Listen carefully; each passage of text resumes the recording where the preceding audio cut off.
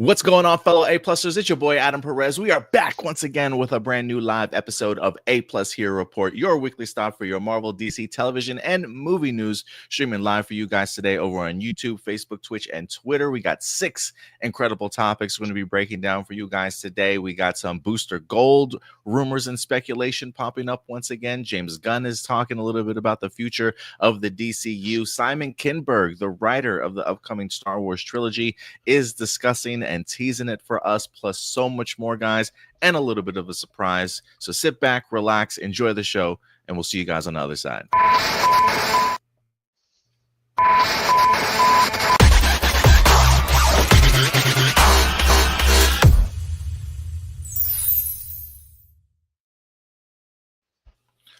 Welcome, one and all, to a brand new live episode of A-Plus Hero Report. It is I, your host, Adam Perez, here today with a very special guest, somebody that I've known for, well over a decade probably at this point in time. One of my best friends.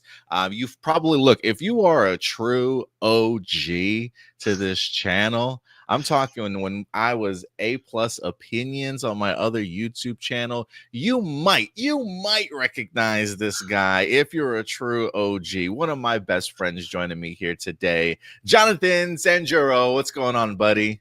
What's up, everyone? Yeah, I haven't been on the channel since, was it Infinity War?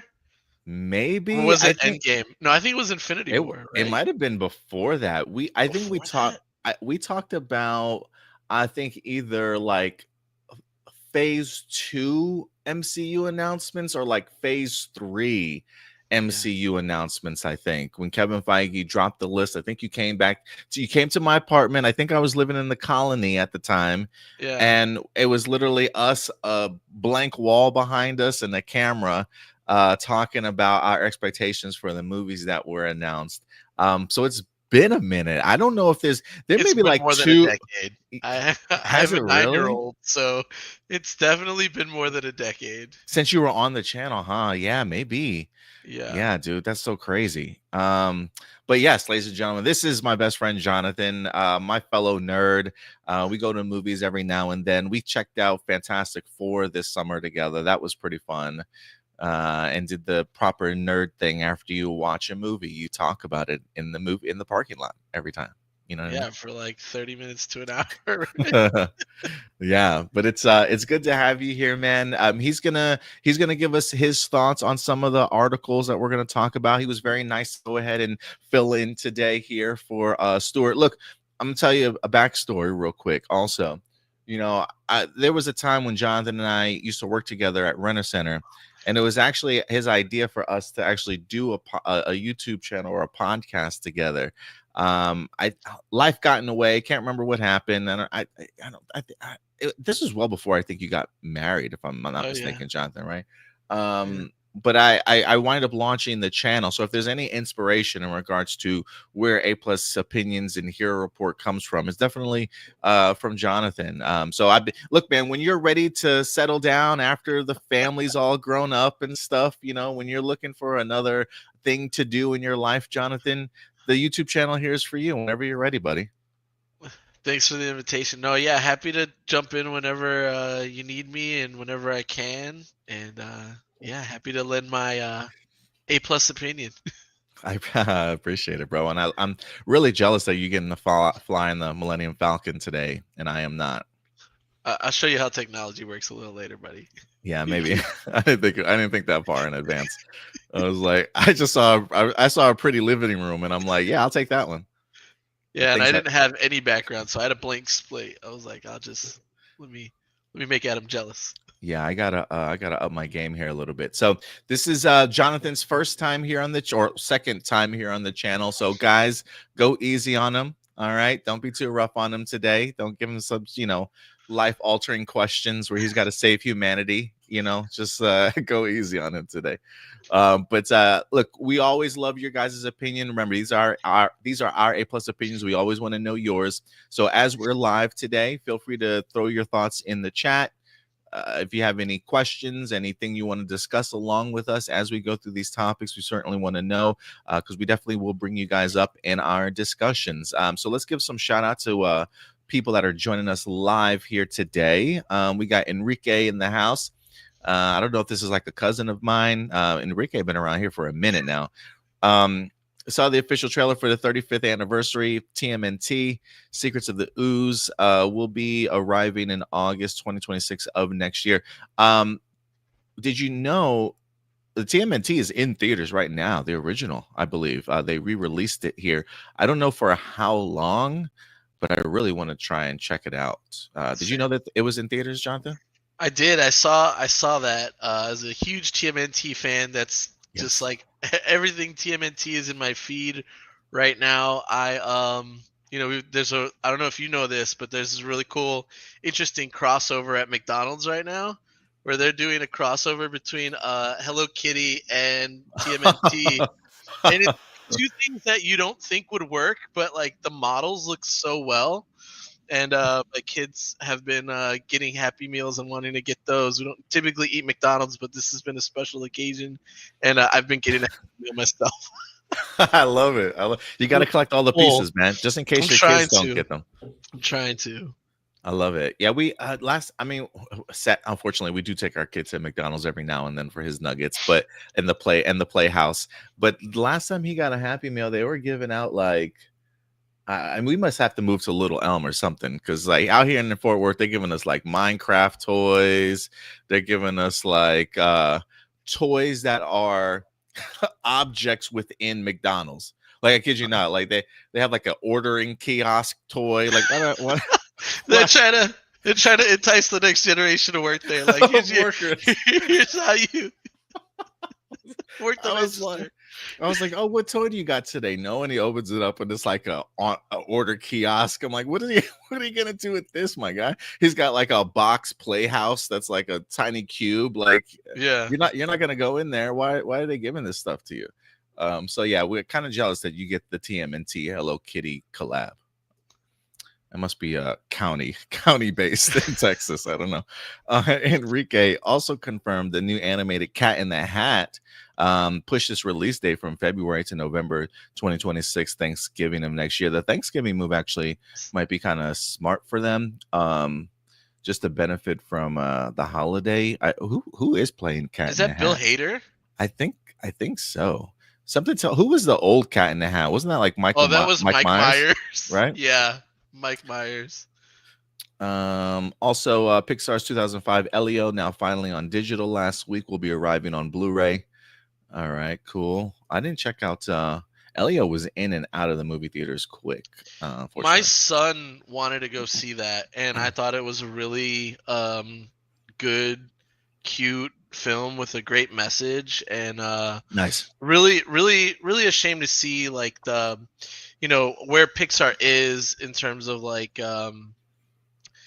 having like these banger hits of like sequels, and then when they put out stuff that's like new, fresh ideas, fresh original IP, stuff, it's not getting like pushed. Like, you don't really see advertising for it.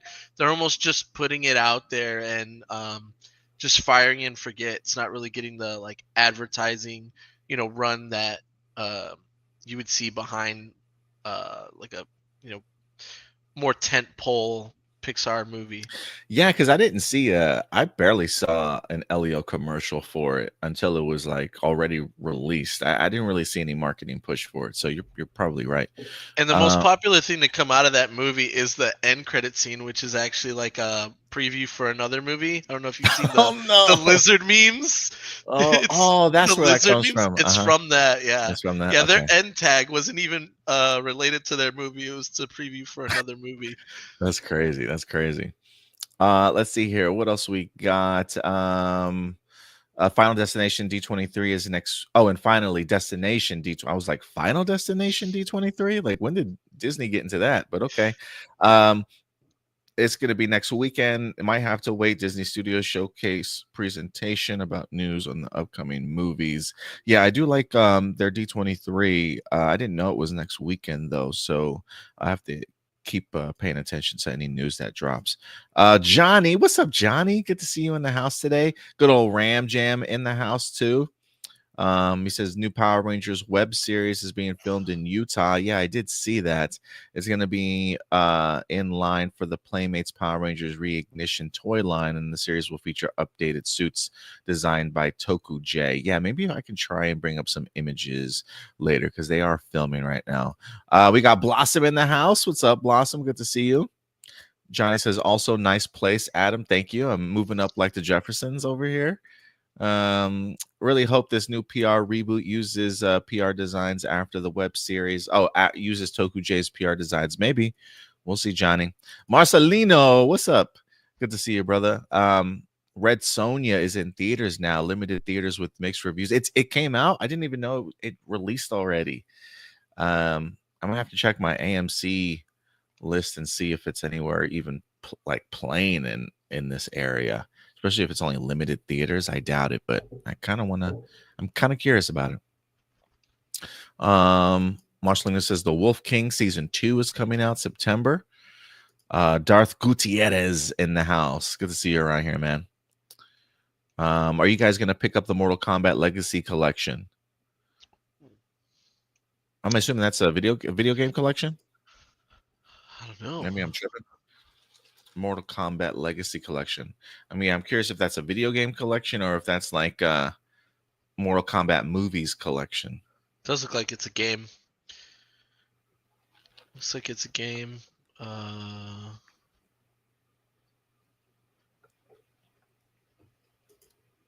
Marcelino agrees with you. He says Elio is actually good, but the marketing for it made it look generic, and Pixar meddled with the creator's vision.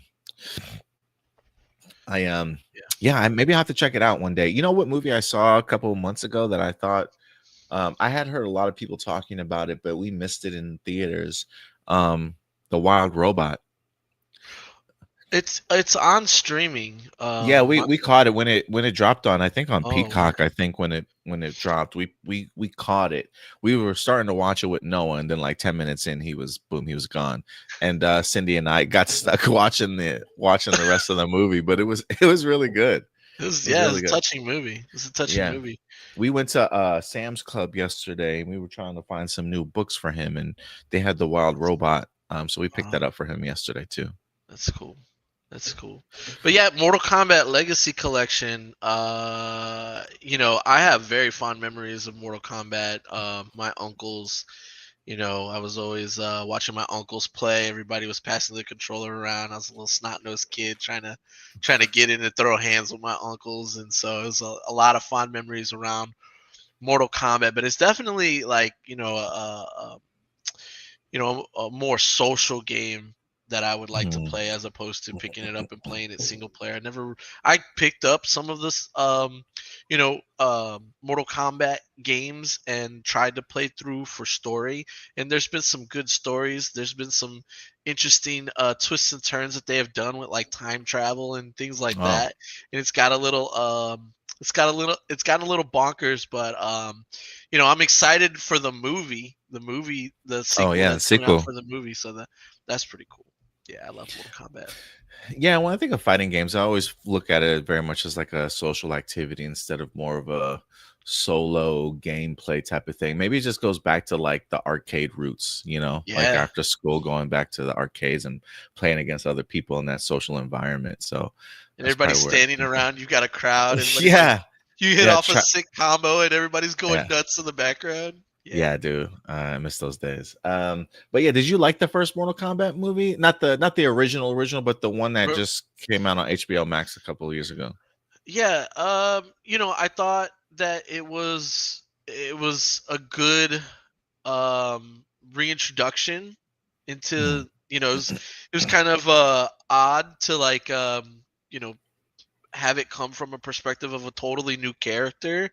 I thought that was an odd entry or re-entry into the world, but it is what it is. You love to see some good fights. You gotta have Sub-Zero, you gotta have Scorpion. Yeah. So those were two tentpole favorite characters that were featured in the movie. I'm excited to see where the story goes, and the sequel with Johnny Cage has me cracking up. It doesn't. I don't know. I didn't really notice, but I don't know if that character that was the original character from the first one is returning in this one. Is he? Yeah, Okay. Cole, yeah, he'll be back. He just doesn't have the lead role that he had Oh yeah, anymore. he's just not He's front been and center. demoted. Yeah, Yeah, he's been yeah, yeah. demoted. Well, And we're bringing rightfully Carl so. Urban. Rightfully Yeah, so, because Mortal Kombat is such a you know, a, a, a what it's been around for a long time. It has characters that people already know and love. To introduce a new I one, know one. Yeah, it was an odd when choice. when there's so many characters already, it's like an odd choice. But yeah, Yeah, I'm definitely looking forward to the sequel, mostly because of Carl Urban. yeah, And one of the things that I say about that movie is like, I think it's always important to get really good talent, and even if your script isn't necessarily the best, if you can get good talent, you can help elevate your script just a little bit more. And so I think somebody like a veteran like Carl Urban to come into that role, to be able to play like the comedy, but also like somebody that you take serious enough as an actor to believe in, like I think it's gonna help. I think it's really gonna help the second movie out a lot. So we'll see how it turns out. Kiki and Luca in the house. What's up, Kiki and Luca? Thank you so much for certainly coming through today. Man, all this talk about Mortal Kombat and catch in the old Mortal Kombat, it kind of makes me want to actually try. I'm gonna connect the two, but the original Mortal Kombat and the original TMNT. With the TMNT movie being in theaters, I really want to check it out before it leaves. I'm gonna have yeah. to see how long the run of TMNT is in theaters, because I do want to check that out. All right, guys. Thank you so much for all your comments. And again, as we go through these topics, feel free to let your thoughts be known on some of them for sure. But with that out of the way, guys, let's kick this show off, man, and get to our first segment of the day.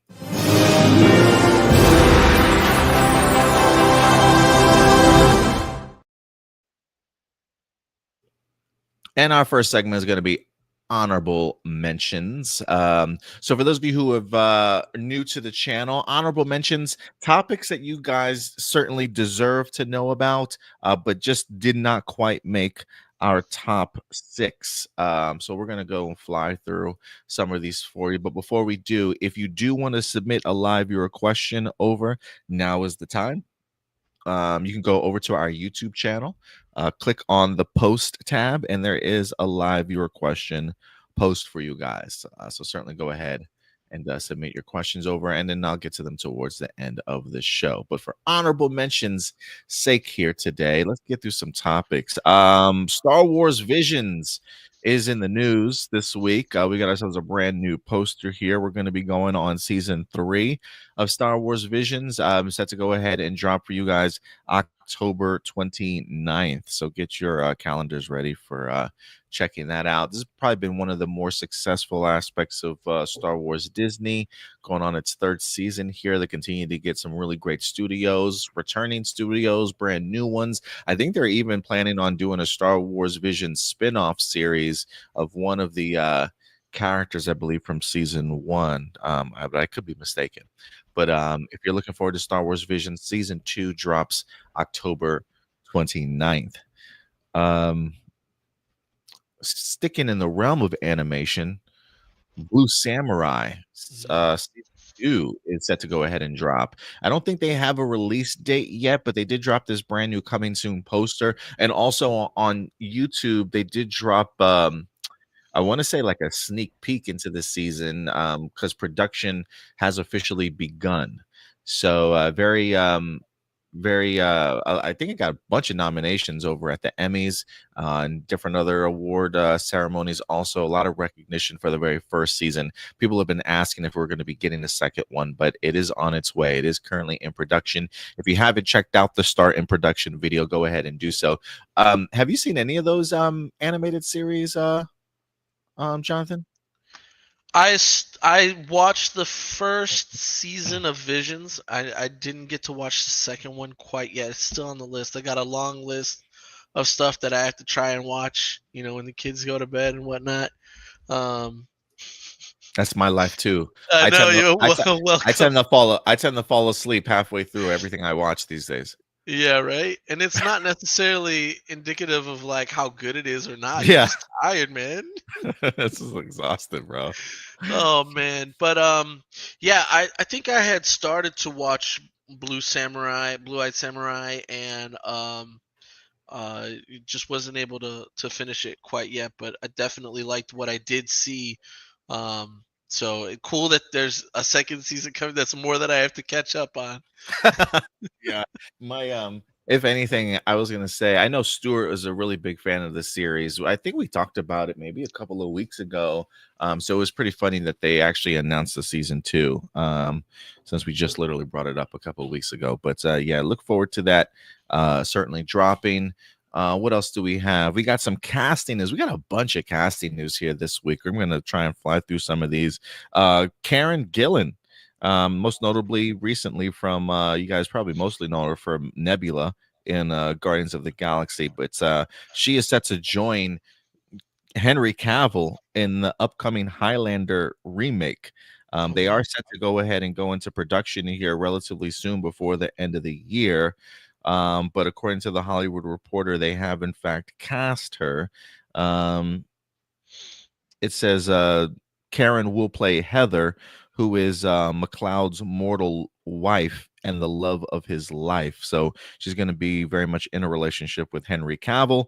I am kind of curious if this is going to be a case of she gets killed off immediately, Oh uh, no, and he's got to avenge her death. I have no idea, but she's going to be in the movie.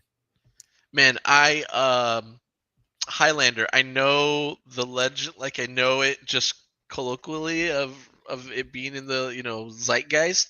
I think I may have accidentally seen it at like a Saturday morning or Saturday afternoon movie on like a TV as a child, or like you know what I'm talking about, where they would show those movies right after Yeah, cartoons. yeah. Saturday But afternoon movies. Yeah. yeah. But Karen Gillan is an amazing actress. I don't think that she's done anything that I haven't liked. She was excellent in Jumanji. She was excellent as Nebula, and she's one of my favorite companions in Doctor Who. So yeah, Karen Gillan from Matt Smith's Doctor Who. She's my favorite. And Matt Smith is one of your favorite doctors, though, right? Too, also. I Or mean, no? he's I like David Tennant much more. Oh, okay. But Matt Smith, probably definitely cracked me up a lot more. But I definitely enjoyed those two as the Doctor. Marcelo says Highlander's wife being killed off in the beginning would be typical Phrygian. Yeah, it's it just feels like a Highlander thing to do, though. Like I don't know, kill her off, and he's got to go on their journey, dealing with his grief and It's such all a tired everything. trope, though. Yeah, I know. We'll see. We'll see what they do with it. What else do we got? Percy Jackson news. We got some new casting. We are still awaiting season 2 to release, but as we wait for season 2, season 3 says, "Hold my beer." We got to go into production quick before these kids start aging out of these roles. But according to Hollywood Reporter, Daphne King and Sarah Chaudhry have in fact joined the season 3 cast. I'm trying to see if it says Keen will play Artemis, the Greek goddess of the moon and the hunt, and Sarah will play Zoe Nightshade, an immortal hunter, and Artemis's lieutenant. So they'll definitely be sharing a lot of screen time together here. But I'm not too familiar with Sarah's work, but I do love me some Daphne Keane. She was just recently in The Acolyte, His Dark Materials. She plays Laura in the MCU, was opposite of Wolverine in her own X-23 Wolverine style. She's been pretty impressive, man. I feel like I've been seeing more and more of Daphne King, but she has been cast for season 3. What else do we got? Oh, some Spider-Man 2 news also. Where'd the article go? Yeah, Tremel Tillman officially has joined the cast of Spider-Man Brand New Day. You probably recognize him from Severance, the streaming service series, but he has now officially been cast in Spider-Man brand new day. There's no word as to exactly who he's going to be playing right now. I know I've been seeing some rumors out there saying, oh, maybe this is Miles Morales' dad. I've seen things like Prowler, maybe.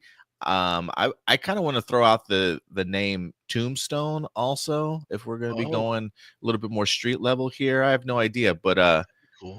apparently he's a really good actor. I haven't seen him in Severance. He was also in Mission Impossible, I think, the most recent movie. I think I missed it in theaters though, but I did see him in the trailers. Are Sick. you familiar with his work at all, Jonathan? I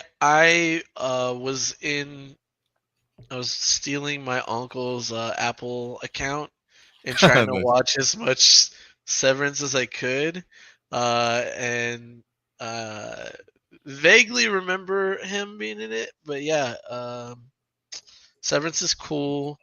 Did not get to catch Mission Impossible, Yeah, I but as missed soon as him. it comes to streaming, I'm gonna watch it. What is your like movie intake these days? Like how many movies would you say you get the opportunity to see, Jonathan, with the life of being a parent? Um, Like how often is your movie going experience? it's pretty rare, man. I try to. Well, and the thing is like I'm thankful. I'm thankful, to be have my mom in close proximity, so Mm, I can always see if I can get her to babysit and whatnot. But it's just a matter of it's a couple of factors, right? Like yeah, movies are so expensive nowadays. it is Um, expensive. Yeah. and things go to streaming so quickly. I think this is something that you highlighted in one of your previous your little Oh, yeah, my not video I little did. videos. The video that you did where you were talking about movies and how much they're making and Yeah. how long they're in theaters and streaming impacting things just come to streaming so quickly now that like I look at a movie and I say I can wait. I can't wait for that. I can wait for that. Yeah, yeah, that's really impactful for sure.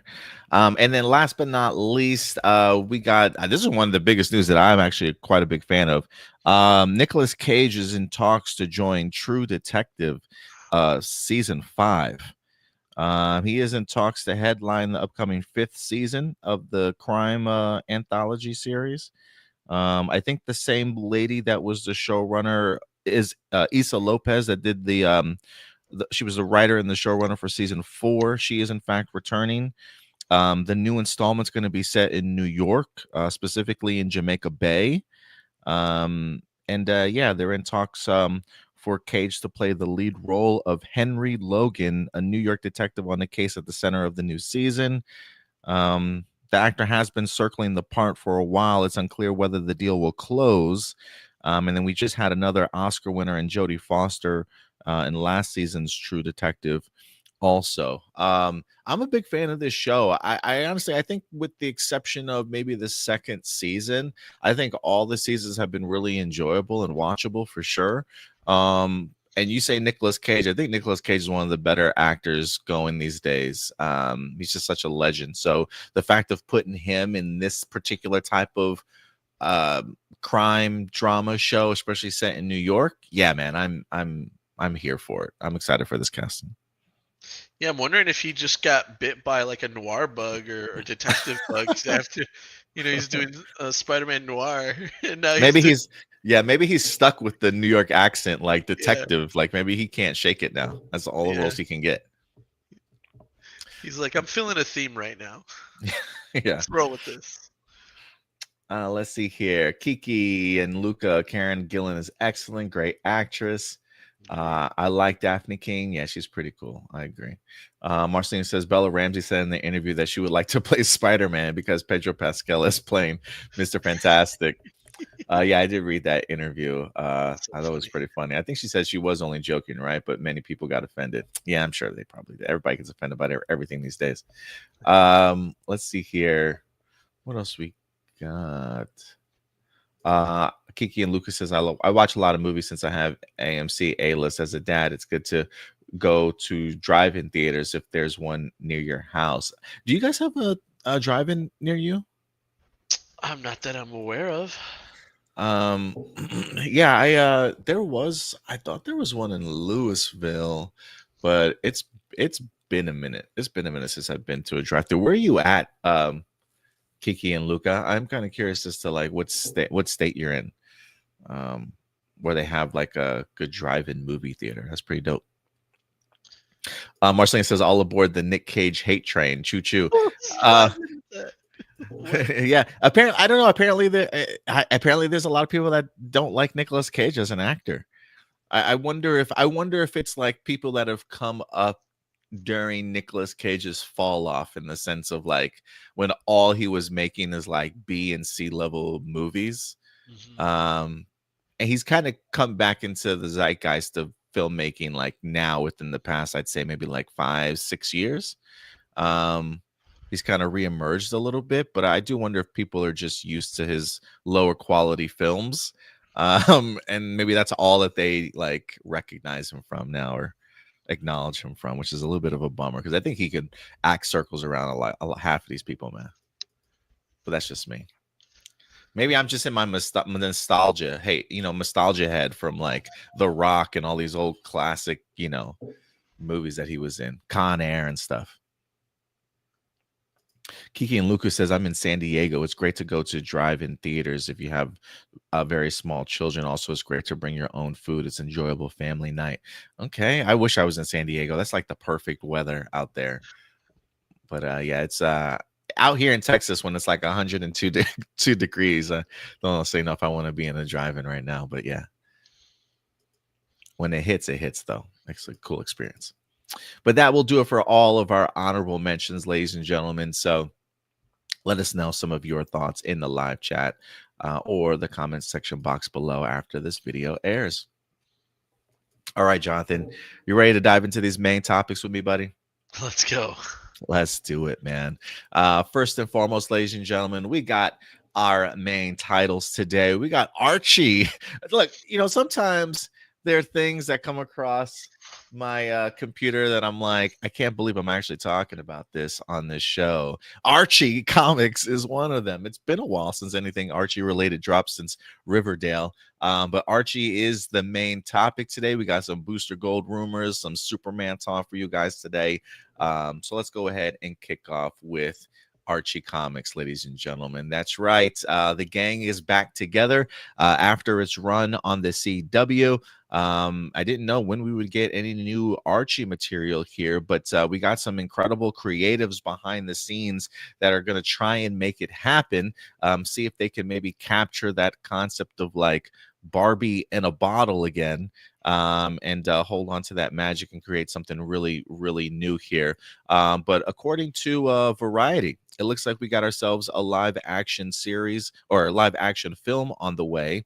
Let me go ahead and bring this up article to share with you guys. New Archie Comics movie in the works. We've got the Spider-Verse duo of Phil Lord and Chris Miller set to go ahead and produce the movie. Phil Lord and Christopher Miller, the filmmaking duo behind the Spider-Verse movies, along with the Lego movie and 21 Jump Street, are bringing Archie Comics to the big screen. I think right now Lord and Miller's next project, if you guys have seen the trailer, is that Ryan Gosling film, Project Hail Mary, set to go ahead and drop sometime next year, but they're also attached to that. But this says they'll produce a new live action film through their first look deal with Universal Pictures. They're not writing it, but they are producing it. The comic book writer Tom King is actually penning the screenplay, though the plot details haven't been confirmed.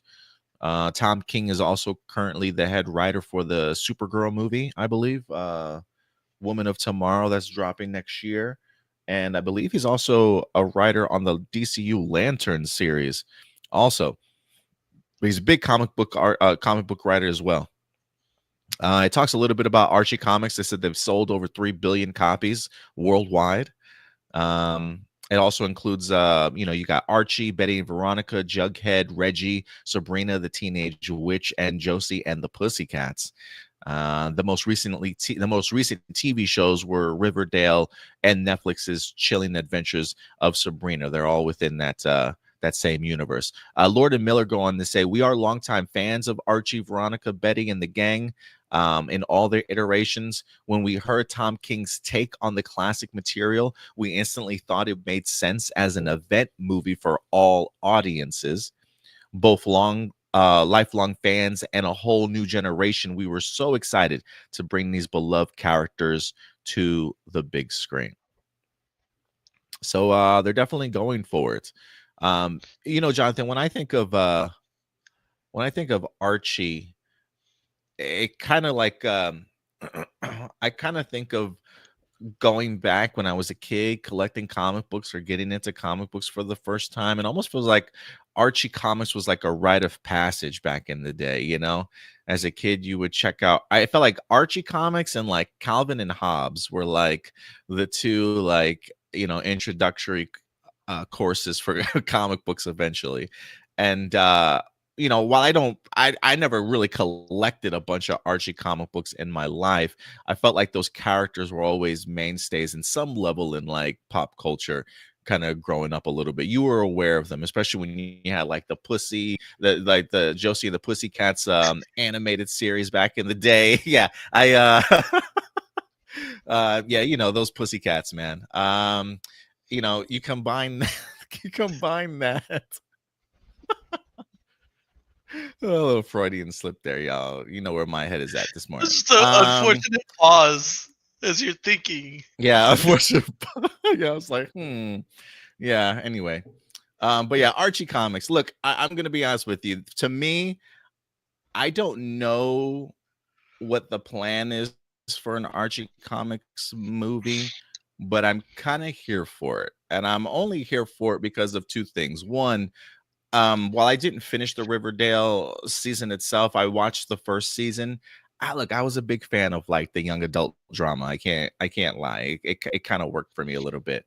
But I also think, especially if they want to go to like making this like an event film, I think there is a chance that you can maybe modernize some of these characters even more, and make them prevalent again for sort of today's society and today's kind of generation. And I have a feeling like I don't necessarily know if you take on the Archie comics movie unless that's really like your plan, in the sense of like you want to make a new kind of coming of age film, kind of think of it like The Breakfast Club but more modernized sort of thing. I think you could probably really tap into something like that if you certainly wanted to.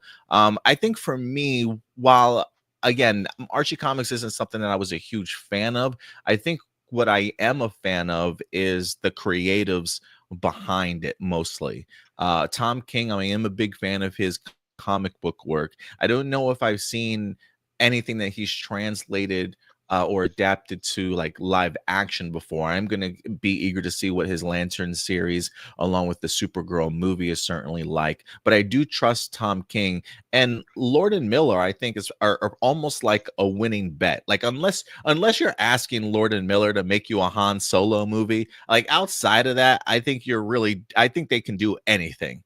I think they got a really great balance of humor, drama, and emotion. I mean, you can see that from things like the Lego movie, the Spider-Verse movies, even 21 Jump Street, which I think probably thought to themselves, like, who's gonna do a live action 21 Jump Street like movie itself? And the fact that they were able to make two of those movies actually work, I think they really had the potential to, I don't want to say do anything that they want to, but whatever they touch, I think we have to kind of pay attention to it, because it feels like if Lord and Miller are going to tackle Archie, the script had to be really compelling for them, and it had to be something where they can kind of inject all of the balance, whether that be emotion, humor, and drama. So I think for me, the trust for an Archie comics movie comes from the creatives more so than like my love for these characters, if that kind of makes sense. You know what I mean?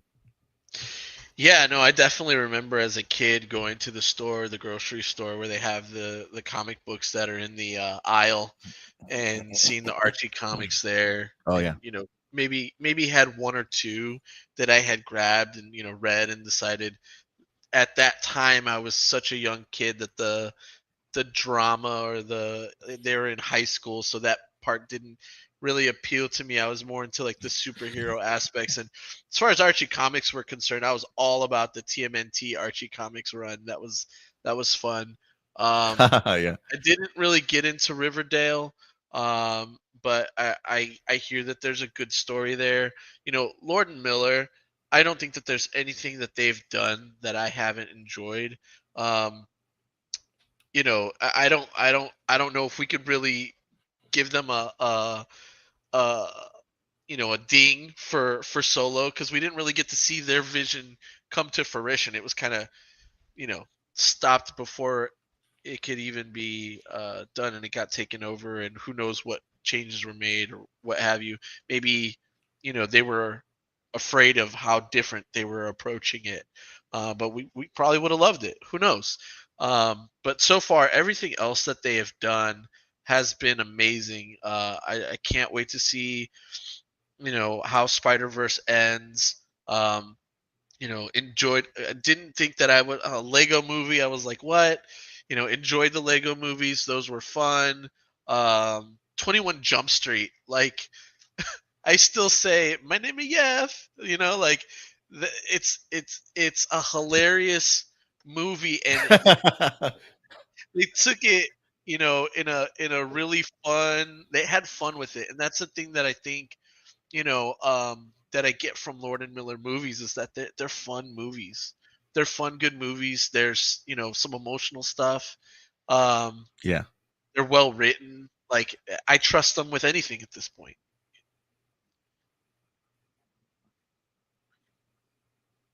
Yeah, I definitely trust them too. It's one of the reasons why I have been shouting to the heavens and Sony Pictures for like the longest time, in the sense to like just give them all of the Spider-Man properties. I think right now I think they're only in charge of like the animated Spider-Man stuff and the live action TV series stuff. I think when it comes to films, I don't think Sony has given them sort of the runway to really play with that world in live action, and I really think they should. Yeah. But we'll see what happens. We've got, I think they're producing the Spider Noir television series. They've got Project Hail Mary in the works, and now they've got Archie Comics movie in the works also.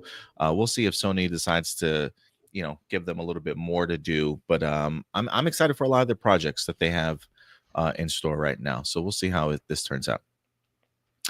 Kiki and Luca might agree with you. Says, do you think? He says, do you think Lucasfilm pulled the plug on Lord and Miller solo movie too early? Maybe they did. You know, I know Ron Howard came out recently, who picked up the film after Lord and Miller left, and said that he could kind of see why Disney pulled the plug on it the way that they did. That it just wasn't kind of meshing with what Disney had in mind. But I kind of wish we had seen some of the scenes. I personally would have loved to have seen what it looked like. Let's see what else some of you guys are saying. So, many people say that that Riverdale was Euphoria before Euphoria existed, where there's just someone's creepy fetish of teenage sex and murder, but with the Archie characters. Yeah, Leave Up's a good old adult, young adult drama on CW for sure. Fun fact: there's a comic where the Archie characters encounter the Predator. Archie gets killed, and Benny and Veronica get their revenge and brutally kill the Predator. Really, I didn't know that. That's pretty They had funny. some awesome crossovers that you just wouldn't expect, which is really, you know, cool. Let's see if they do any of that for the That's pretty movie. funny. That'd be interesting. But yeah, that'd be interesting. But yeah, guys, let us know your thoughts in regards to the Archie Comics live action movie. Again, it looks like it's in the works. They haven't. It's interesting. They haven't named a director. We've gotten the writer Tom King. They announced Lord and Miller are going to be producing it, but there's no director on board as of yet. So I do wonder if this leaves the door open for them to maybe step into that director's chair if they want to. I personally hope that they direct it. But if not, we'll see who they decide to go ahead and get. So if anything, it's still very much in early development, but feels like this is going to happen regardless. But yeah, guys, let us know your thoughts in the live chat below.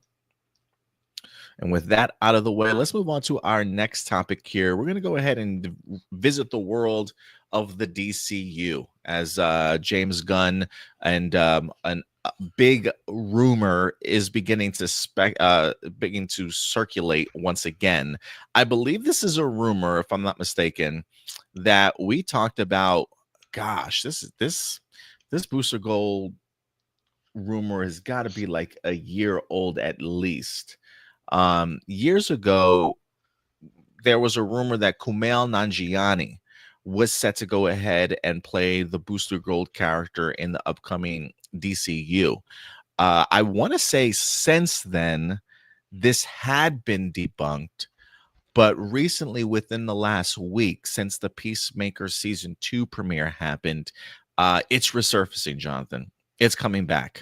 And one of those reasons is really all due to a photo that has come online from the Peacemaker season 2. I think it may be the red carpet or maybe the after party or whatever the case may be. But it's just this. It's just James Gunn, Kumail Nanjiani looking lovingly into each other's eyes in a big embrace, just like, hey, bro, I love you. No, I love you, bro. No, I love you more, bro. Like, it's just, but people look at this and they're like, he's Booster Gold. He's Booster Gold. So let's dive into this real quick here. Oh, go ahead, Jonathan. What are you gonna say? I mean, who doesn't love Kumail Nanjiani? You know, apparently, I love that guy. Half the world. Oh, yeah? That's terrible. That's terrible. No, I love this guy. No, he's a funny comedian, and he's likable. You know, unfortunate that Eternals didn't take off. You know, would have loved to see, you know, more of those characters. You know, maybe it wasn't the best intro for them. Maybe it wasn't well received, but you know, I would still love to see those characters. I really liked, you know, all those actors and how they portrayed those individual, you know, characters in that movie. And you know, he's an amazing actor and comedian, and you know, to me, he's kind of like it's weird now because he's definitely older, so I don't know if like I see him as Booster Gold at this point. And it's a huge reach. You see them hugging on the red carpet, and all of a sudden, huge reach. Maybe, and they're going into alternate universes. As far as I understand, for this new Peacemaker series, I recently just watched the first one in preparation for the new one. But from what I understand, he's going into alternate dimensions in this one. So maybe he has a cameo, right? That would be cool. It would be a cool nod to the fan casting or the rumored fan casting that there was before. It would have been really cool to see. I know they were talking about like Booster Gold and Ted Cord, right? And like a buddy cop movie type of thing. That would have been really fun to see. You know, these movie production companies, or these companies that produce movies, it seems like they are hesitant to do anything that doesn't sound like it's going to be a sure thing because of how much money these things cost. And it's such a shame because, you know, you really find diamonds in the rough when you take a chance. And I think Marvel proved that with Guardians of the Galaxy, right? And I'd like to see some more risks in terms of like different approaches on characters and comic book movies. Yeah, no, I totally agree with you. I think if anything, if there is anything that does make me hesitant, would be his age for sure. But outside of that, I'm actually, I mean, I am a fan of Kumail. I have like some of the things that he's in. Sometimes he can be a little bit much for me. Like one of the things that I watched, I saw him in was a Frozen Empire, the Ghostbusters movie. He was okay in that. Like there are times I'm like, I find myself laughing my ass off, but other times I'm like, okay, bro, like this is a little bit too much for me, Kumail. So he can be a little bit too much at times, but I guess it really just depends on the character that he's kind of playing. But I do enjoy I do enjoy his humor. But just to get into the article real quick here, I mean, it does say that last month we learned that the DC studio has tapped the Our Flag Means Death creator David Jenkins to write Booster Gold's pilot. If CEOs James Gunn and Peter Safran are happy with his take, Jenkins will eventually serve as the showrunner. Um, it says now a fresh wave of speculation has ignited about Nanjiani's possible DCU role after the actor was spotted embracing Gunn at the recent Peacemaker season 2 premiere. So yeah, that's pretty much the only thing. Somebody just said, "Oh, it's happening." So we've had a couple of we've had a couple of people like on and off say that this is definitely happening or no, this is certainly not happening. I mean, we even have like old like fan art put together of Kumail as Booster Gold kind of starting to circulate again and things like that. So for me, look, I would agree with you, Jonathan. I think if there's anything about this casting that would worry me, it would simply just be just his age, really. I mean, the guy is like in his late 40s type of thing. Look, it, the, it could work despite his age if they want to go this route. And I only say that because, with James Gunn establishing the DCU, he said, look, this world is populated with superheroes, right? We've got 300 years of metahumans in this particular world. So heroes have been around. When we jump into something like the Lanterns television series, we're going to get ourselves sort of a veteran Hal Jordan. This isn't necessarily Hal Jordan at like his peak or his prime sort of thing, right? So we've had some of these characters around for quite some time. And it does make me wonder if because of that, James Gunn could go sort of the older route if he certainly wanted to, right? Like Booster Gold's supposed to be sort of like this washed up sort of former like sports athlete sort of thing. Maybe not, maybe Kumail kind of fits that age range that James Gunn sort of had in mind for somebody that's kind of washed out and well past their prime sort of thing. We already have our Jaime Reyes, Blue Beetle. So we already have the younger version of that generation.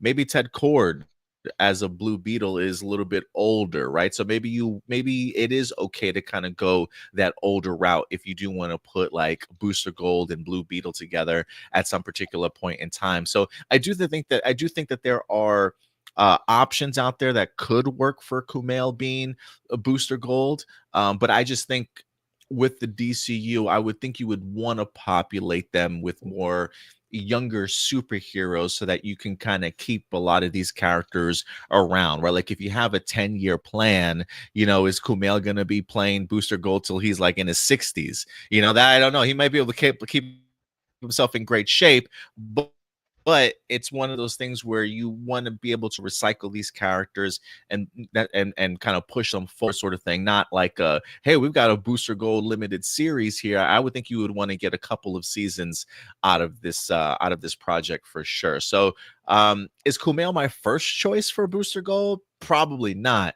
But I do think like if they were to announce him, I could be like, okay, like I could legit see him. I think the casting for him, like this role is really perfect. I think he could pull off this role, but for me, the issue that I would have would simply be his age, and I think it's time for maybe some younger generation stuff to be sprinkled in to the DCU. I don't want James Gunn to populate all his stuff with older veterans. You know what I'm saying? Mm-hmm. So we'll see. We'll see. But as far as do I think it's going to happen? I don't think it's going to happen. Do you, Jonathan? I mean, like I said, the only thing that I could see happening is just like a cameo, like a one-off, like elsewhere, other dimension nod to what could I have think it been. would be. I think it would be dope if. I think it would be dope if he pops up in season 2 of Peacemaker for sure. Yeah. Yeah, I mean it's kind of like the Donald Glover for Miles Morales situation. Like he aged out of that, and Ah, they had uh-huh. him. They still used him in some capacity, but I think it's more just a nod to like what could have been. It just wasn't meant to be at that time. Yeah, no, I totally get what you mean. There was a question here from somebody. What has Jenkins done in the past? He's talking about David Jenkins, the writer. Let me try and pull up his IMBD here and see what else that he's kind of worked on. So it was the HBO series, Our Flag Means Death, which is a comedy series, if I'm not mistaken. I think that's is that Taika Waititi? Is he in that? I can't remember if he's a part of that series or not. Yeah. He legit only has 2 writing credentials to his name. Our Flag Means Death, 18 episodes, and then another television series from 2016 and 2017, People of Earth. He was the writer and creator of that television series. Sounds familiar. It looks like a comedy also, honestly. But yeah, that's literally the only writing credentials that he has. So we'll see. He's doing the pilot for Booster Gold. So if they like the pilot, they may order a full series and make him the showrunner. But I don't think we're at that point as of yet. Marcelino says many people want Glenn Powell to play Booster Gold instead. Yeah, he's a little bit definitely younger. He definitely has that Booster Gold smile and charm about him for sure. I do like Glenn Powell. But yeah, guys, let us know your thoughts in the live chat below. Do you think Kumail Nanjiani is going to be playing Booster Gold, or you think people are still reaching at this point? Because I think they might be. But yeah, let us know your thoughts. Let's see here. What is next? You know what? Let's dive more into the DCU, man. James Gunn is back, baby. Fresh off of the excitement of Superman launching the DC universe. We have a lot to look forward to. They're getting ready for Supergirl to go ahead and drop next year. Production, I think, for Clayface is set to start later on this year, also for a 2026 release. We just got Peacemaker season 2 that wind up dropping on HBO Max. I believe the first episode is out. If you want to check it out, go ahead and do so. I think myself and Stuart may be doing a episode 1 review for you guys live tomorrow evening, so look out for that. But James Gunn is in the news this week, as he's talking a little bit more about the future of his Superman movies, along with a potential surprise project that maybe he's working on that has not been officially announced yet. So let's go ahead and dive into this news. This one comes to us from the playlist. Let's see what they're talking about here this week. James Gunn says his Superman follow-up will likely be next and teases a mysterious new DC series on deck. So let's see what we got here. James Gunn recently appeared on Chris Hardwick's podcast to talk about a whole range of topics. Given his new position as co-CEO of DC Studios, there was plenty of superhero shop talk. He says, I can say that probably the next movie we're going to be making is the follow-up to Superman, which I don't want to get into too much detail on, but like that's what's probably the next film we're making, I think. Well, hopefully we're making the Batman 2 before that, and then I think it's the next Superman follow-up. And then we have another TV show, which nobody knows about, which is going next. The article does go on to speculate, could that be Waller, a Peacemaker spinoff? We're just going to need to wait and learn about this secretive series. Says the director also seemed to hint that the Justice Gang could be returning in the new Superman project too, and that a treatment is already complete. He says it's within the group of characters we've already met, and Superman's an important element of it. So that's what I'll say. But like that movie, that treatment is done. We've assumed that the untitled project not being called Superman 2 may be a crossover with Supergirl after briefly debuting in the DCU. But that's just all speculation on their part. So, according to James Gunn, he says he believes the next movie that they're going to be making is the follow up to Superman, not necessarily a sequel, but a follow up. And then that's probably going to be the next film that they're going to start. And then a secret TV show that nobody knows about that's going to be next that could potentially involve the Justice Gang to some extent or another. Jonathan,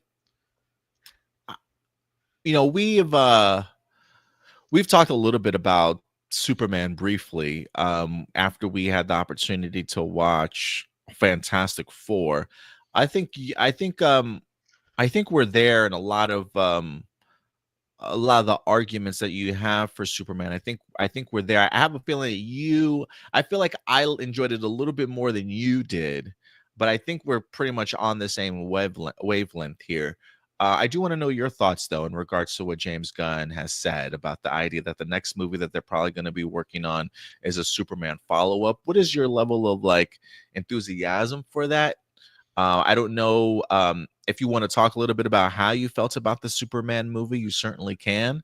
And do you have any speculation as to what you think a Oh new yeah. series could be? I would love to You're, hear your thoughts, man. brace yourself. Brace Okay. yourself. Here's what I think the new series is going to be. It's going to be an animated series. It's going to be Ooh. Mix Yes Pitalik versus Batmite. I love it. Book it. Book Book it. it. Interdimensional fifth dimensional being versus uh each other. I think they're both similarly odd. But That might. no, I mean, look, James Gunn does very well with um characters that are kind of underdogs. Um, to talk about my feelings on Superman, I thought it was a fine movie. I had fun. There were a couple of issues that I had with it, but I really loved a lot of the things that everybody has said that they loved. Mr. Terrific was a standout. I loved Lois Lane's character. She's a perfect Lois Lane. I loved James Guy Gardner. I thought that was really cool. Kid, you just got an upgrade. Not Superman's not come in and then just middle fingers everywhere is hilarious. Did a really good job there. I definitely can see the potential of this Superman growing on me. I think I was coming into that movie with my vision of what Superman is, and I definitely, I read comic books during the Death of Superman era. My uncle, was showed me that white plastic sleeve and had one that was kept in and opened another one, and when you pull it out, you have that hologram uh uh there. And so seeing the clones and the Superman people that came after that, and then just the animated series, a huge fan of the animated series. And so really seeing a Superman that is more of like an authority, like he is him, right? Like he's kind, he's gentle, yes, but also like you don't mess with him. So me seeing Superman get a broken arm or things like that was a little bit of a reach for me personally. Now, I don't want to go to the extreme because I definitely did not like Superman Returns where it did the slow-mo bullet shot to his eye. It's like he's bulletproof, we get it. But I definitely want to focus on some of the different aspects of Superman um that they kind of showed glimmers of in this movie. So like I really wanted, like, there was the scene where the little kaiju grows up, and I really kind of wanted to see Superman kind of go against the Justice Gang in terms of protecting the creature. It's like, okay, yeah, this creature's rampaging through the city, but he's not a bad guy, right? And so he's saving the squirrel and things like that because Superman in his Fortress of Solitude, because he's the last son of Krypton, did have a menagerie of creatures that had lost their homes. And so I thought that would have been a really cool scene to push it further of like how much Superman values and protects life, for him to kind of kind of stand up against the Justice Gang, but also like not want to hurt them, but also protect the creature, but also protect the city type of thing. Like having that that stance, I think would have been a lot, uh, uh, really sent it home for me.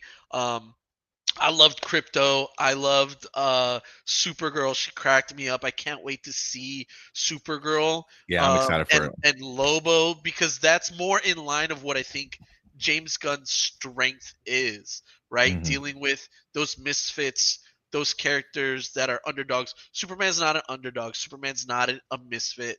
He's like kindness is the new punk rock. I like that, but um Superman's not an underdog. Superman's not a misfit. I mean, maybe in the sense that he's an outsider, of not, but I think in every other iteration he was really, because of his parentage and because of the way that he grew up, he was able to integrate very well in the sense that he was not really a misfit. But James Gunn really loved Smallville, and in that series, Superman, Clark Kent got bullied by some. He wasn't like the most popular kid in school, so I guess in that sense, I guess he could be an underdog, but I don't really see Superman like that. So I think that was my biggest problem in the movie, was I just see Superman as such much more of a leader and authority figure, and he is him, and not to be messed with. And unless you bring a real big threat, he's not going to get bullied around. And so I would have liked to see more of uh, a mental mind game from the Lex Superman struggle, um, than there was. It was there. It just didn't go all the way for me. So I didn't hate the movie, but it wasn't like a 9 or a 10 for me. Definitely like a 7 or an 8. Um, but I'm excited to see more from James Gunn. I love him. I love his artistic vision. I love the world that he's building. And I'd love to see David Cornsweet, right? Yeah. Grow with this role. I think maybe the second time I see him, he's got more as Superman. He's got more experience under his belt, and he grows to be the leader, uh, that I see Superman as. So it's probably just a younger take of Superman that I'm used to. Yeah, no, I totally agree with you for sure. I'm really glad you were able to share your thoughts on the Superman movie, because I'm kind of like at a 8 out of 10 right now. I've seen the movie twice in theaters, but I have a feeling that this movie is going to continue to grow on me more and more, just from the idea of it already being on digital. I think you can purchase it if you guys wanted to. I'm personally waiting for it to be free, but I feel like once it's actually free, I have a feeling like it's gonna be on on my television every day, just because my son absolutely loves Superman right now. So the fact that we can introduce him to a new Superman movie, I feel like it's right up his alley with how much action and how much Superman is actually on screen. I think my son is probably going to eat this movie up. So I have a feeling like the more and more it plays at the household, I'll probably be able to pick out things that I enjoy about this movie even more, and it may climb my ranks the more and more that I certainly watch it. But I would agree with you in the sense that I am excited for what James Gunn has created in this DC universe. I definitely want to live here. I want to go ahead and see how much this world really expands kind of going forward. I'm really fascinated by this concept of like a Superman follow-up, but not necessarily a sequel. Like, if it's not necessarily going to be a sequel, what is it going to be? It feels odd for it to just be a Superman and Supergirl crossover movie, because we just got a Superman one, then you're going to give us a Supergirl, and then it's supposed to be what, Superman and Supergirl. Like, it just feels really redundant to me. So if it is going to be like a super family, I am kind of hoping that it takes influences a little bit from like the reign of Superman comic books, in a sense of introducing us to more of those characters in that world, whether that be a clone Superboy, whether that be, you know, we get introduced to Steel or something like that. Like just expanding upon that world of his super family, I think would be really cool. Who what the threat would be, that I certainly don't know, but I am fascinated to know that James Gunn at least has this overarching story for Superman to be in several movies within this bigger overall picture of what seems to be his chapter one gods and monsters story that he's trying to go for here with Superman kind of as his main character. So I see a lot of potential. I'm excited. I want to see more of David. The Supergirl cameo at the end of Superman for me was like the one of the best scenes out of the whole entire movie. I just really enjoyed her portrayal of the character, her relationship with Crypto, how opposite she is of that of Superman, and the fact that we're about to get her in her own adventure here, opposite of Jason Momoa as Lobo. I think that has the potential of being even a better movie than Superman. And if they can keep that pace, I think we're in for a treat here. So yeah, I'm looking forward to seeing what they do next in this world. If there is anything that I am curious about when we talk about what the next television series is, I keep going back to Mr. Terrific because he was so damn good in this movie. I think James Gunn knew how good he was going to be even before this movie wrapped. Because I swear that there were times on social media where James Gunn has teased the concept of the Terrifics, which is a comic book series where Mr. Terrific led his own group. We've already been introduced to Metamorpho in the Superman movie. It would be really cool if he went out and either established his own group if he wanted to. That's a route that they certainly could go. So I would love, especially if he talks about we're going to see more of the Justice Gang here. There is something to make me believe that maybe a secret project he's working on television wise might be a Mr. Terrific show in some capacity. Although I think Mr. Terrific's probably good enough to carry maybe his own movie. But regardless of what it is, if I had to take a guess, it probably would be a Mr. Terrific series in some capacity. But those are just that's just my speculation on what it might be. But overall, I'm excited for what James Gunn has to say. And I don't care how old he is, Jim Carrey for Plastic Man. Yeah, somebody suggested I saw, well, I think the actor suggested who's the guy that does the voice for Sonic? Is that Ben something? Oh, Ben Schwartz. Yeah, I think he He'd threw be his good name out there too. too for Plastic Man. I thought he He put would his be name out good there. too. I love him. Yeah, so look, right now on the schedule for the DCU, we've the next two movies that are lined up to happen is Supergirl and Clayface. Both of those movies are set to go ahead and drop in 2026. We also know we're supposed to be getting the Batman Part 2, which is an Elseworlds, in 2027. Outside of that, we don't have any like official DCU movies lined up for 2027 as of right now. I think there's a potential that his Sergeant Rock movie that was in the news months ago that stalled its production. I have a feeling they're still aiming to make that movie, so that might be something they eventually tap into, or try and maybe revisit filming for next year, for summer of next year to start filming.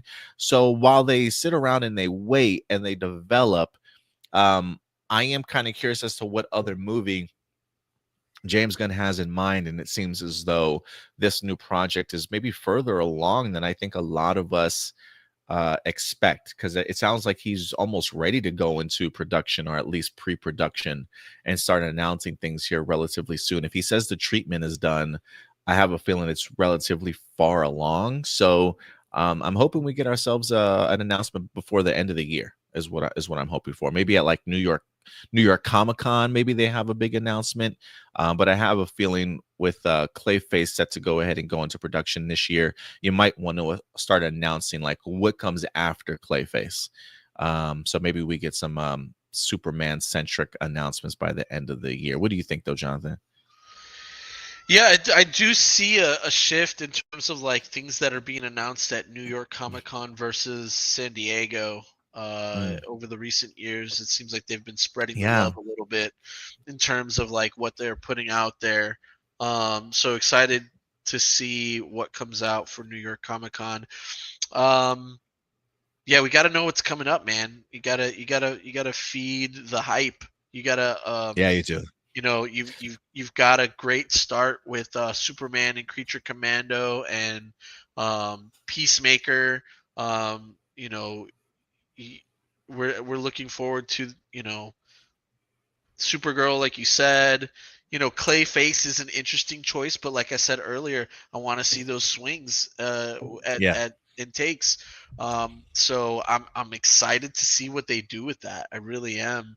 Um, in terms of yeah, I'm excited. I'm excited for the DC movies. I'm glad to see them trending in a different direction in the Yeah. terms of the way people are It's receiving them refreshing. and talking about them. Yeah. Yeah. And definitely looking at the chat, there's a lot of villains.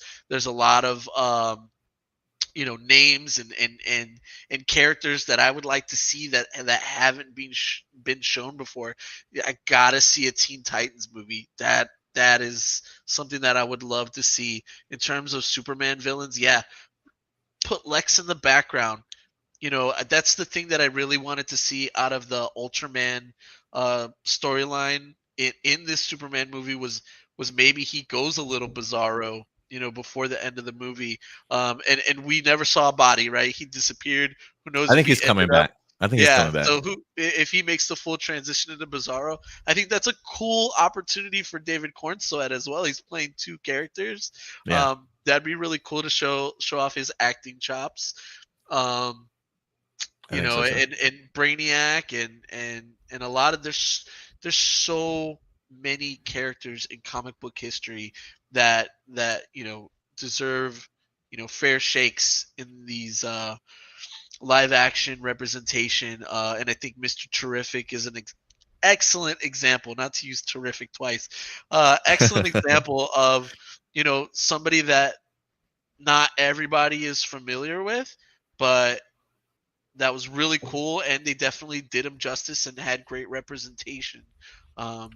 So excited to see James Gunn pull some of these other beloved, deserving characters into the limelight and do them justice.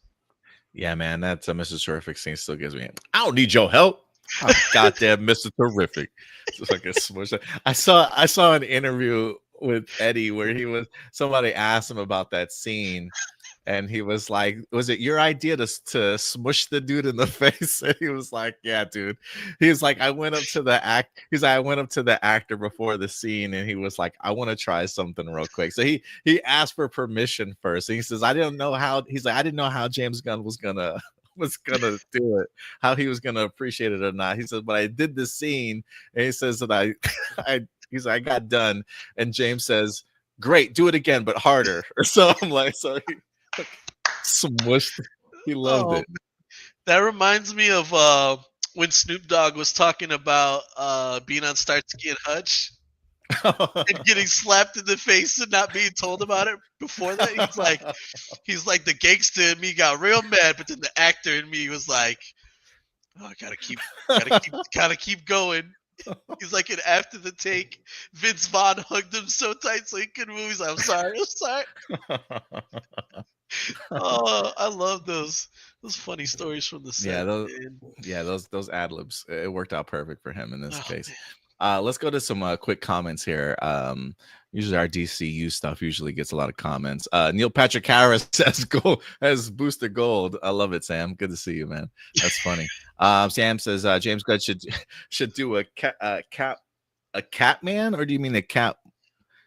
Oh yeah, Catman solo movie of his origin story. Well, that goes back to James Gunn's love for the underdog, right, Jonathan? So that might be something he would try and attempt to do at one point. Marcelino says the YouTuber The Black Lion theorized that the Superman follow-up for potential ideas: Superman and Supergirl, Superman in the Authority, Superman and the Legion of Superheroes, or a Lobo movie. I do have a feeling a Lobo movie might have potential of happening based off of how he's received in Superman or Supergirl. I do like the idea of Legions of Superhero too, but I I'm kind of leaning towards the idea of Supergirl opening up that world instead of Superman. I believe Superboy and Supergirl have both been members of the Legion of Superheroes. So when I think of Supergirl, for some reason, the fact that he's launching her into space to kick her off, it makes me feel like maybe she's going to be on the cosmic side of things a little bit to introduce us to some of those characters potentially. But I do like the concept of Legion of Superheroes showing up. The Lobo movie would be pretty cool. I like Superman and Supergirl. To me, is just I don't want to say it's a cop out. I just don't like that title. I think I just like it just feels redundant to me since we've had that movie. But I a team up would be cool if they could really figure out some way. I just don't know Superman and the Authority. I don't see that happening just because James Gunn has said the Authority movie is just really no movement on that. So yeah, maybe it is a crossover with Supergirl and Superman. I don't think so, just because I don't think that does anything to expand Right. It feels like the we've done this universe. before, right? It's like we Yeah. have a Superman movie, we have a Supergirl movie. Like it needs to push further out and not just like, okay, here's our pieces. Like it's that's not the Avengers, right? That's not I see the what you mean. what's happening there, right? They need to spread out and branch out further into these universe using these characters that we, are familiar with as the lead into it. But as far as like what this follow up Superman movie is, I think you're hitting it right on the nose there. I think it's got to be Mr. Terrific. It's got to be like everybody loved his portrayal so much that like the fans are just hungry for it right now. Yeah, I haven't found Mr. Terrific maybe used maybe on the TV side of things. Um, but yeah, when it comes to the movies here, Kiki and Lucas says so the movies are Superman 1, then Supergirl 1, then Supergirl 2. Does that surprise you? Yeah, it's not even he's not even necessarily calling it a sequel to Superman, which I do think at some point in time I need a Superman sequel, James. Like that was the downfall of Henry Cavill. Like we never got a Man of Steel 2. People have been asking for a sequel. I just need a Superman sequel because the last sequel we had was Christopher Reeve like years ago, and since then we have not had a Superman sequel. So I do need a Superman sequel at some point in time. Definitely. Is there any storyline you would like to see get adapted for the follow up? I didn't read too many. I mean, outside of like the death of Superman, reign of Superman, I would jump in and out of maybe some Superman runs here and there, but I was never consistent with like a Superman collection of a particular storyline. Um, I don't know. I would be curious if they would ever introduce like a Superboy from the future or something like that. Or I don't know if they would have, I don't know if they would go the route of like Superman Returns where Superman has a son, or if they would play more into the futuristic aspect of things. But do you know any Superman comic book storylines, Jonathan? I don't know if I you do. mean, not in their entirety, but I know of like the ones where he, has the positive and negative like lightning powers, or just like when he's done like some fun stuff. I Oh, when yeah, oh no. Yeah. When he's got the red costume that gives him one power, and he's got the and blue the blue costume one. that's like Yeah, electricity or some stuff like oh yeah, god. yeah. This No, was I that was like Spider-Man Clone Saga bad type of attempt for Superman. yeah, yeah. Yeah, no, I'm not really familiar with any specific Superman comic book storylines. Like I said, I picked up some of the books as a kid in and out, but didn't really follow a through line. My biggest exposure to Superman was the animated series and Justice League Unlimited and all that, and um some of the animated movies that DC Oh did with yeah, yeah. Superman are You're a are big DC animated guy.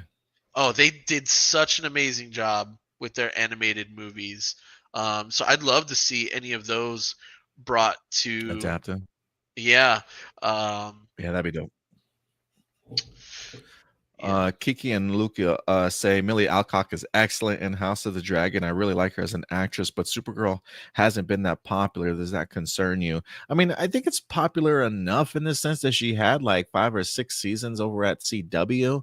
I know the ratings declined over the years, but I mean, she was part of their trinity over there for the CW Hourverse. So I do think there's some level of popularity for Supergirl, maybe not as big as Superman. But I think this is that opportunity to change that and push her again, and taking that momentum from the series and pushing it into the movie sphere. I think it'll work. And everything that I've been hearing from people, and again, this just could be because people are excited for the movie, is the script is really great. Like people that have seen the cut or how the movie's coming together have been really talking highly about it. So we'll see. This could change things. Sam Sims says the Brave and the Bold should be the next one. I know he's really working. He's working really hard on Wonder Woman projects and Batman projects right now. So I would not be surprised if those get announced shortly after the future Superman movie. He also said the Teen Titans. Yeah, I heard that there is a Teen Titans script, but I think they might have put the development on that on hold right now and have focused their attention on Wonder Woman because apparently the lady that wrote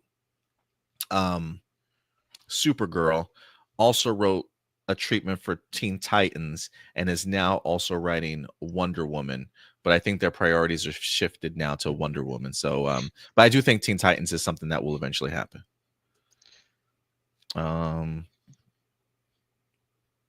But yeah, I appreciate you guys' thoughts. Kiki and Luca, do you think The Boys is doing superheroes better than DC and Marvel? You watch The Boys still, Jonathan? We're what, 6 seasons deep, 5 seasons deep? I love The Boys. And I don't think it's necessarily that The Boys is doing superheroes better than DC and Marvel. I think it's just different. Marvel and DC do heroes and superheroes differently than each other. It's just a different take, and I think it's refreshing and it's well written. It's under the microscope of what is, instead of it being idealistic, which I think heroes in DC are more idealistic, and Marvel,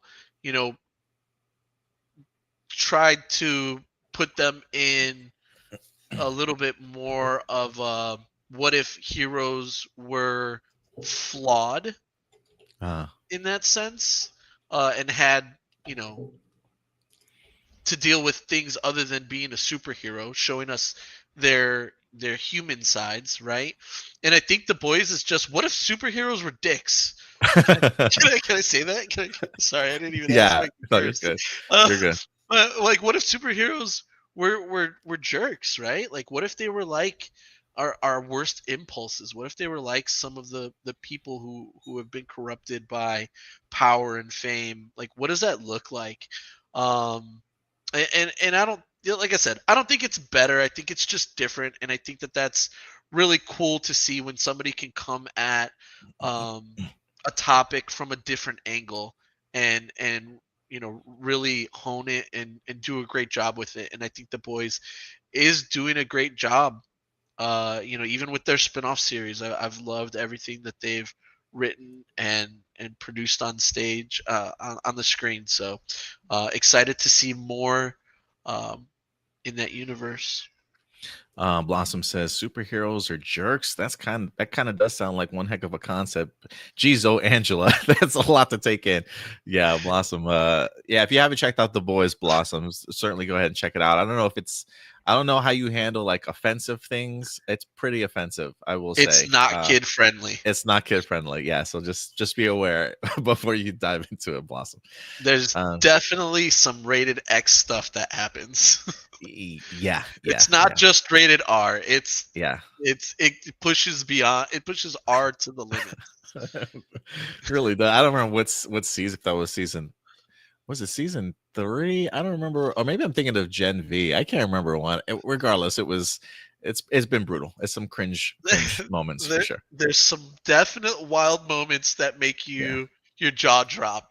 I'm like they allow you to show this on TV. They push the envelope. They're like, that's the line we're not supposed to cross, and then they leapfrog across it. Yeah, like, hold my beer. Yeah. Um, but Leroy Jenkins. I haven't heard that in a minute. But yeah, guys, let us know your thoughts in the comment section box below. James Gunn teasing the Superman follow-up and a secret television series. What do you think those two things are? Certainly go ahead and let us know your thoughts in the comment section box below. And with that out of the way, let's dive into our next topic as we visit the world of Disney Star Wars, ladies and gentlemen. That's right. We are ever so close to a brand new Star Wars movie dropping in theaters next year. We've got a couple of movies in development. We got the Mandalorian and Grogu movie set to go ahead and drop next summer.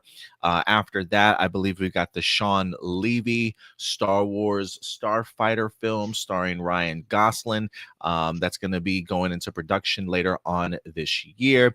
But there have been a lot of announcements as to potential projects that were going to be in the works. And one of those films or series of films that Kathleen Kennedy has talked about was the idea of Simon Kinberg not only joining Lucasfilm, but getting ready to go ahead and launch a brand new Star Wars trilogy. That's right. Episodes 10, 11, and 12 are on the way. And it's going to be written by none other than Simon Kinberg himself. You may recognize the name of Simon Kinberg from several different things. One, Simon Kinberg, most notably known for his time on the X-Men movies. He helped usher in a lot of the fantastic classic ones and the horrible ones that you know. He's meddled in a little bit of all of them. But he also does have a background when it comes to Star Wars. He's also helped written and produced, executive produced a lot of the Clone Wars and I believe Star Wars Rebels animated series. So he definitely has played in this environment before. He certainly knows the lore. But there's been a lot of questions surrounding what is this next group of Star Wars movies going to be like. And this week, Simon Kinberg has opened up to give us a little bit of a tease in regards to his approach to bringing this movie to life. So this comes to us from Screen Rant. Let me see if I can get this up here. Star Wars new trilogy writer teases their approach for the next set of movies.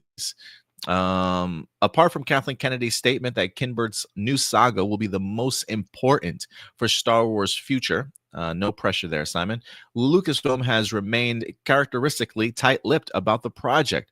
There had been speculation that Kinberg's trilogy continues on from the previous mainline films, debuting episodes 10 through 12 with Daisy Ridley's Rey as the central protagonist, or even acting as a complete Star Wars reboot. Now, in an interview, Kinberg has finally opened up about his creative philosophy for the new Star Wars trilogy following his sci-fi drama series. This is what he says. He says, I will say that I've learned so many things from working on Invasion, or honed a lot of things working on Invasion. And I think that the thing that I carry with me from Invasion into anything that I do, Star Wars included, will be finding a balance between big, epic science fiction storytelling with really intimate, dramatic character work. He says, my favorite of the Star Wars movies is Empire Strikes Back, and it's because the balance between the epic and the intimate is so strong, and that they're such personal stories. The stakes are really personal, and yet obviously there's all kinds of great science fiction. I think Andor did an extraordinary job of that as well. It was such an emotional, intense, personal show that also had obviously massive stakes to it and politics and all of that.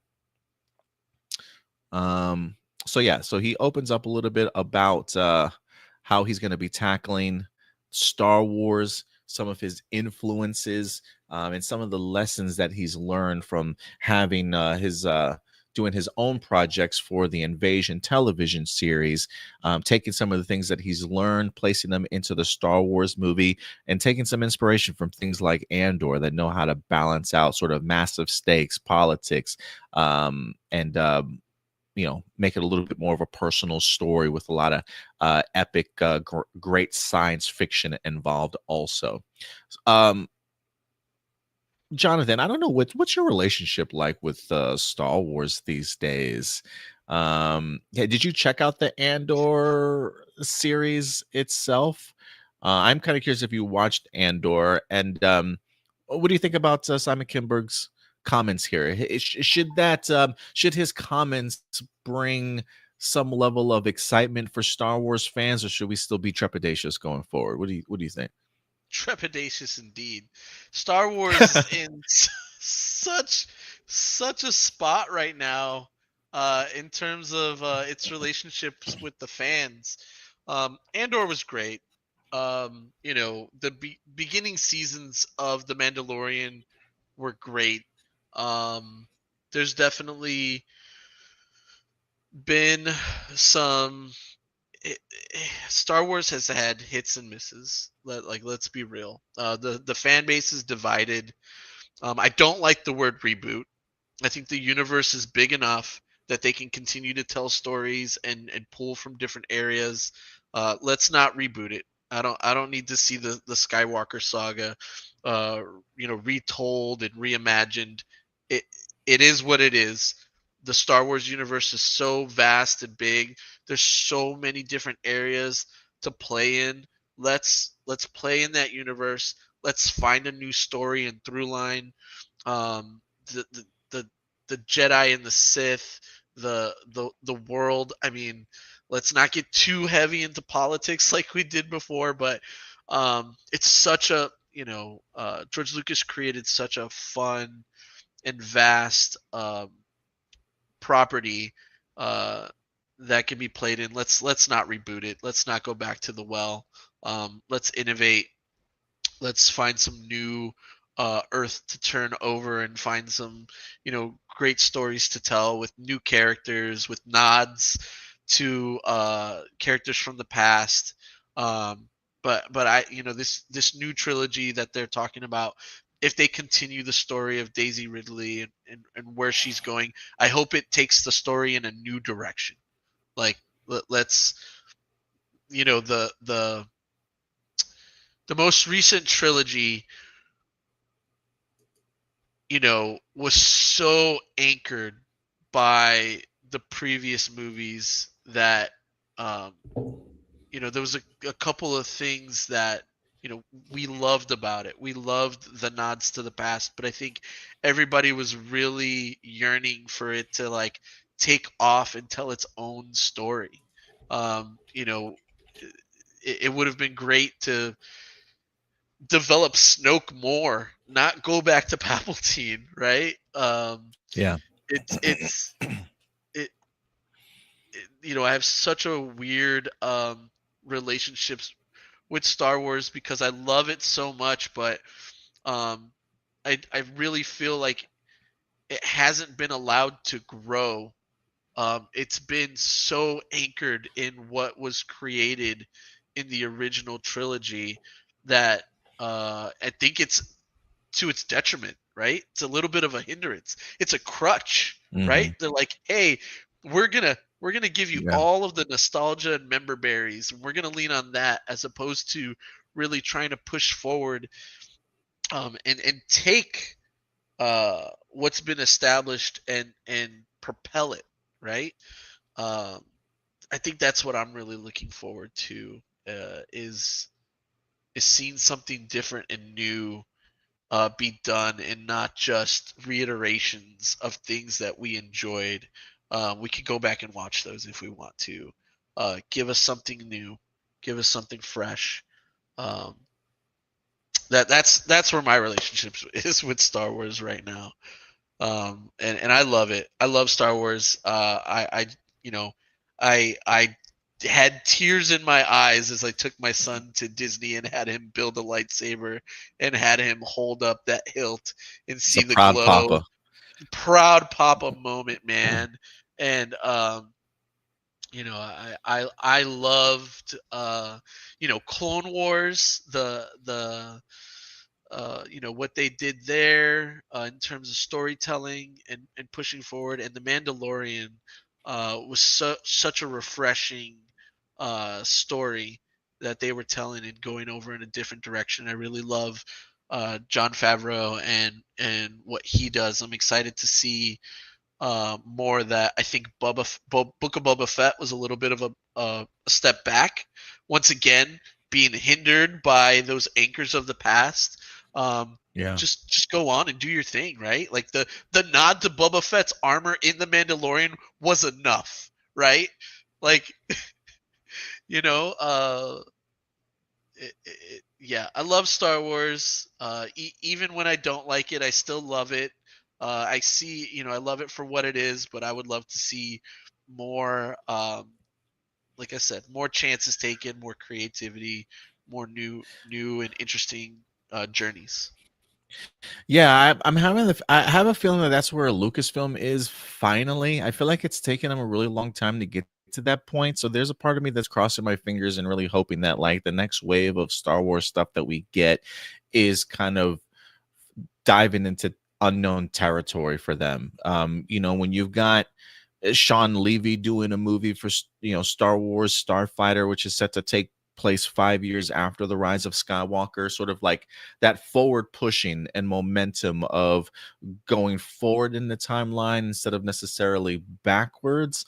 I think and not so much tapping into characters of the past and that nostalgia, I definitely do think is what Star Wars certainly needs. So the idea of them taking chances with the Sean Levy movie to push the narrative forward, going forward with the Simon Kinberg trilogy here of, giving Rey sort of her three central Star Wars movies again for this new, upcoming trilogy, moving that narrative kind of forward down the line.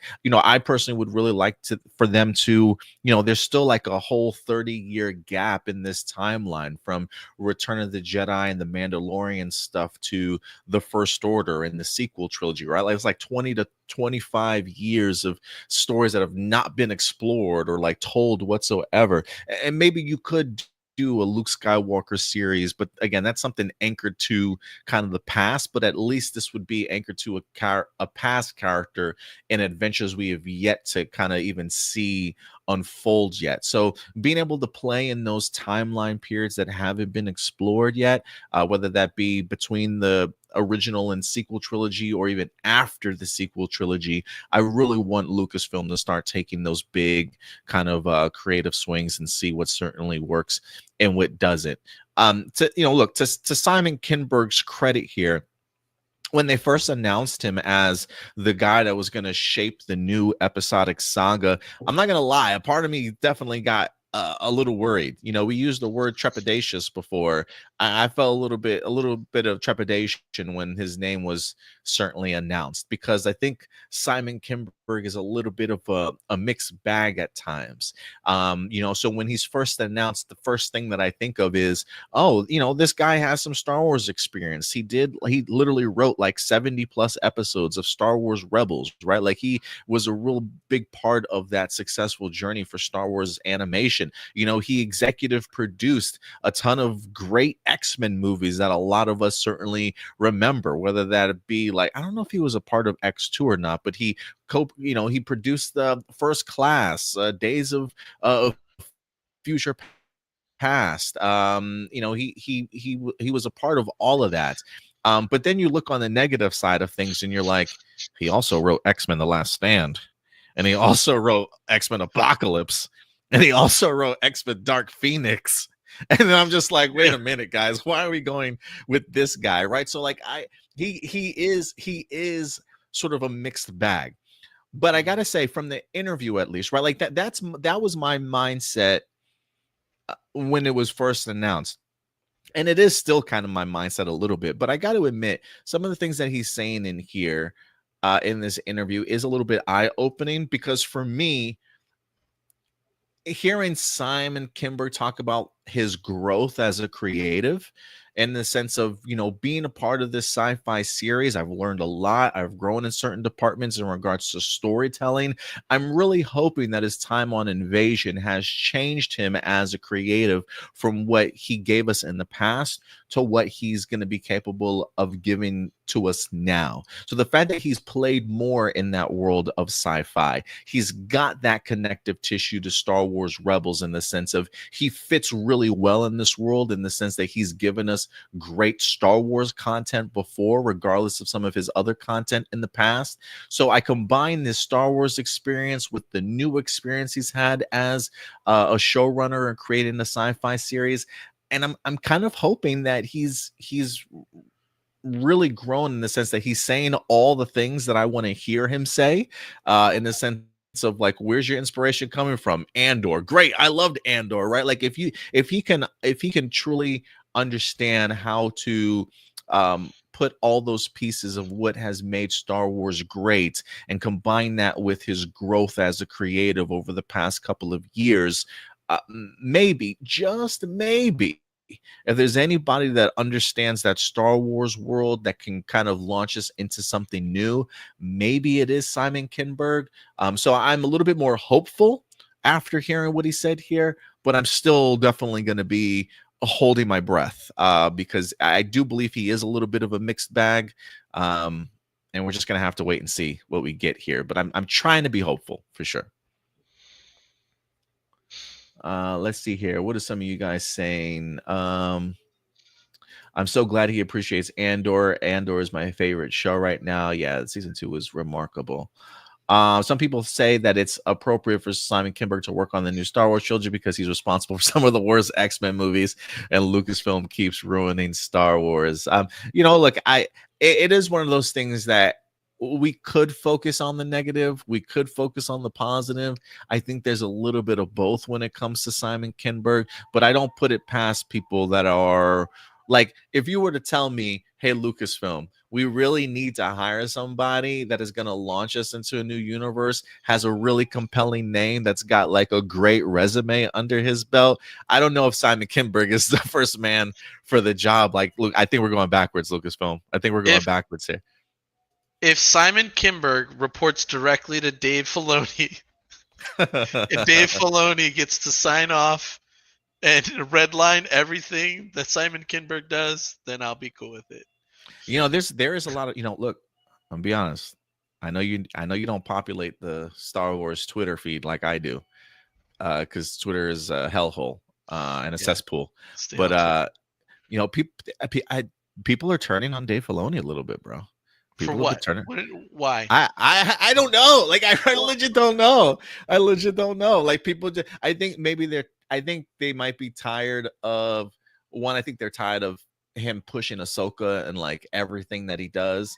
And I think they're kind of tired of him being really tied and connected to his Star Wars Rebels characters. Almost like he's stuck in that George Lucas world mindset of like, I think he wants to focus on characters that he knows and keeps, dealing in those same repetitive storylines and time periods and stuff, instead of necessarily embracing fresh, new, innovative sort of thing. I don't know. That's kind of the vibes that I'm getting from people.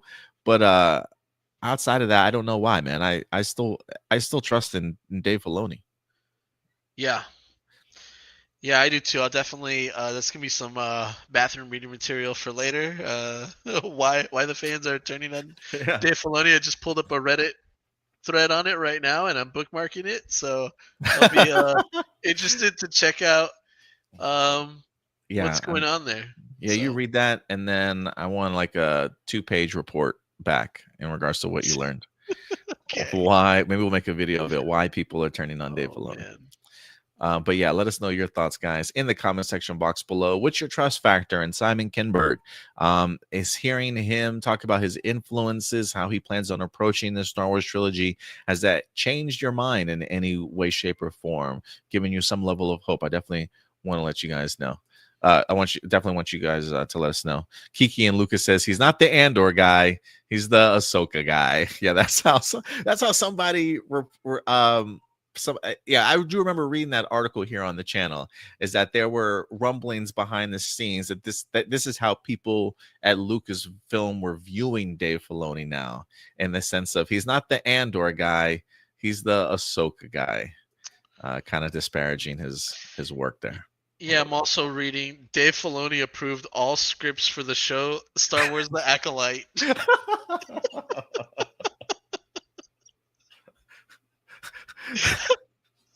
I mean, that's perfect ammo for people right there. I mean, if they wanted to know why, it's like, look at the acolyte, bro. He said yes to this. To be fair, I will die on this hill. I still wanted a season 2, bro. I still Yeah, wanted a season 2. I didn't hate it. I didn't I hate didn't it. hate it. I didn't hate it. It had its issues, but I didn't hate it. it wasn't complete garbage. No. There was definitely some things that I was like, I don't really know the direction that they're going with this, but I'm locked in. I'm trusting, Trust in and the I mean, process. there was some cool parts. There was some cool parts.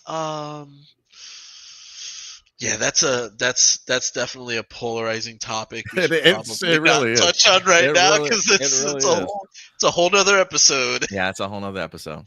But yeah, guys, let us know your thoughts in regards to the Simon Kinberg comments.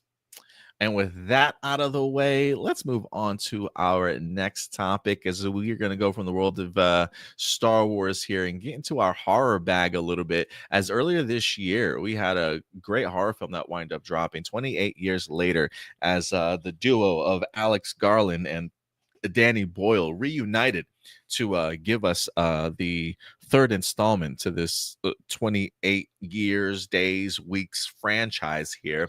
I had a really good time with the film. I don't know. Have you checked that out, Jonathan? I know you don't get the opportunity to go to the movies very often, but did you see 28 years later? I did not see 28 years later, but I did see, 28 days later back in the day when it came out. I do remember that movie and enjoying that. I'm curious about 28 years later, and definitely will be checking it out. I just pulled it up right now. I'm like, oh, where can I stream this? I totally forgot about Is it this movie. available? I guess it has to be available now. It's been a minute, I think. I'm what I'm seeing is Apple TV, Okay. Amazon Prime costing to rent Oh, it, you got to rent it right so it now. hasn't Okay. really hit like a free streaming quite yet. I Um, gotcha. but I'm definitely curious. The world that they created and their take on zombies, um, is definitely intriguing. So, um, love this Well, world. if you get a chance, definitely check out 28 Years Later. The movie came out. I was a really big fan of it. I'm really eager to see where they go with it. They were smart enough to go ahead and film both movies. They plan on doing a whole new trilogy here. So we had 28 Years Later. And as that wrapped filming, they began work on their second installment, which is going to be called 28 Years Later, The Bone Temple, as they have in fact hired Nia DaCosta, who's going to be doing the directing work for the second one. This second film is already wrapped. This movie is already set to go ahead and drop also, I want to say in like January or February of 2026. So it's right around the corner. Based off of what the reception is going to be for both of these movies, after the second one films, they will begin production on the third installment. But we're here today because Nia DaCosta, the director for the second one, Bone Temple, is in the news today as she was talking a little bit about um, pretty much putting the sequel together and any additional notes that she certainly might have had for the film. This is comes to us from the Hollywood Reporter. Nia DaCosta reveals her one amendment to Alex Garland's 28 Years Later was more infected, man. We need more zombies in this movie. DaCosta took on directing duties for The Bone Temple, filmed back to back with Boyle's movie, which released earlier this year. She had the opportunity to talk a little bit more about the film. She says, making the 28 Years Later sequel was one of the best filmmaking experiences I've had. DaCosta, who is also the director for The Marvels back in 2023, she also recently did the Candyman movie back in 2021.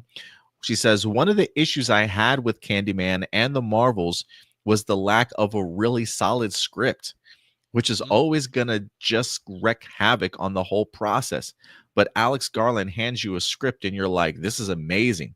You don't really have to change it. Although I did. I basically asked for more infected. That was like my big contribution, is what she said.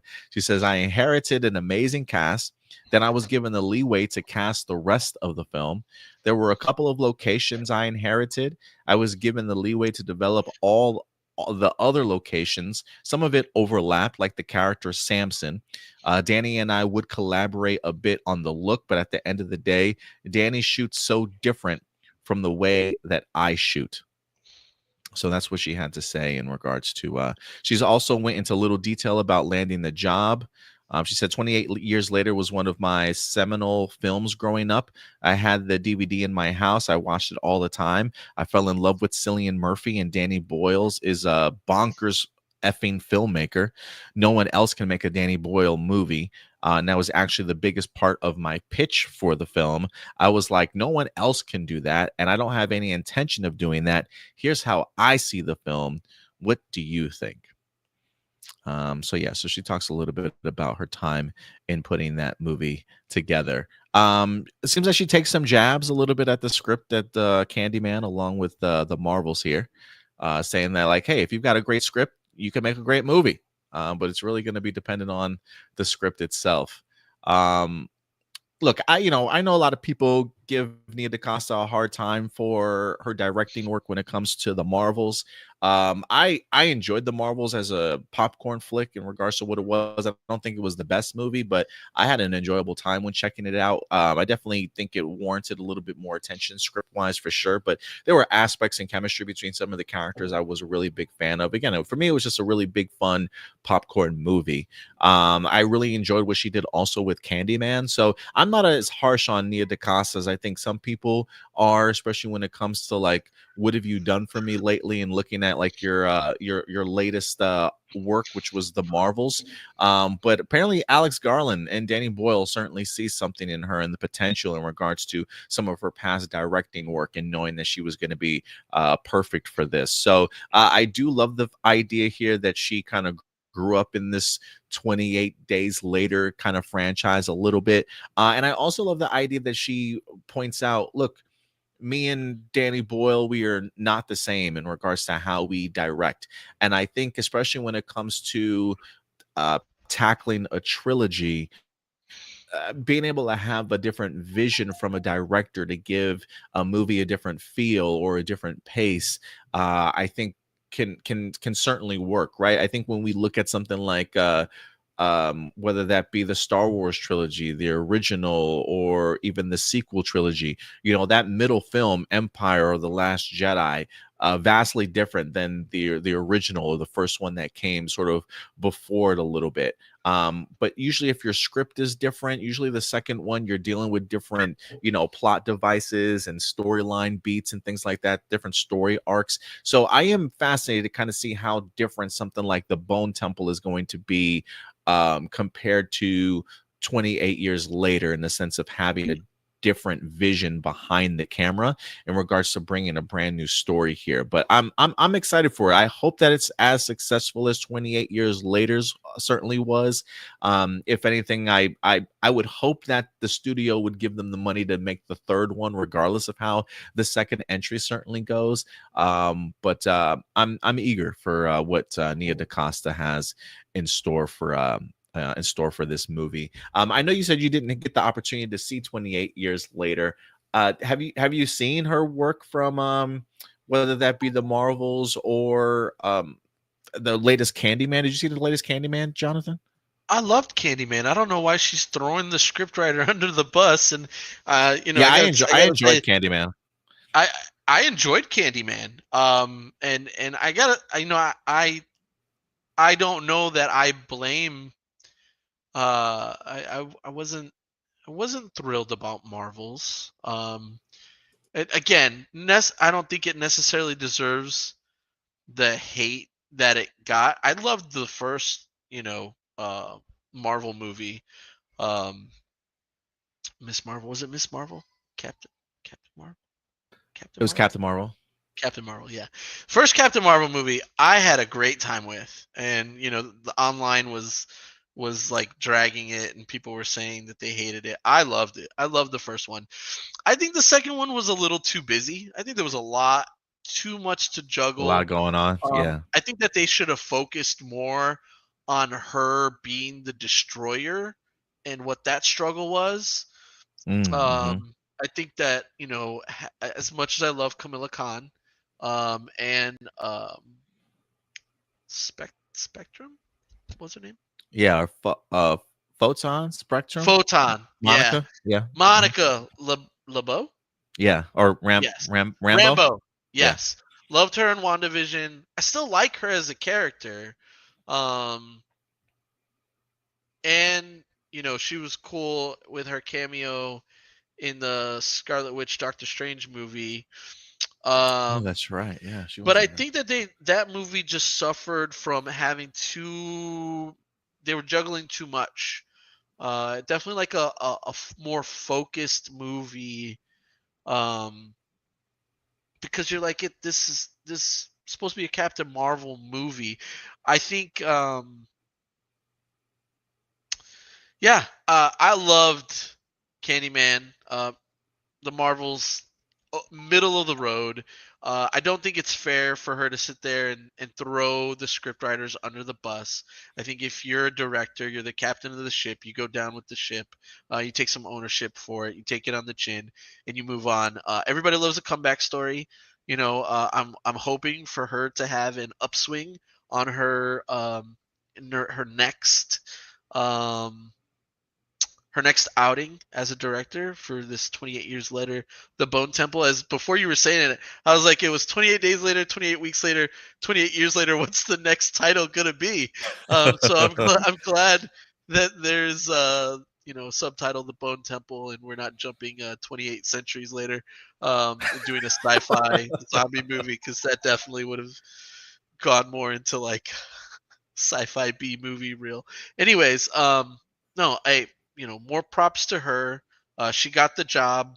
I hope she does a great job. Um, but you know, I gotta say it did leave a little bit of a bad taste in my mouth for her to, throw some other people under the bus to make up for, previous outings. Yeah, I think she's probably tired of getting a lot of the blame. But yeah, I totally get what you're saying though. Like I would agree with you. I do like a good comeback story. And I do think something like this, if this could be a successful movie for her, might put a new shine on her name a little bit, instead of looked down upon. But you are right.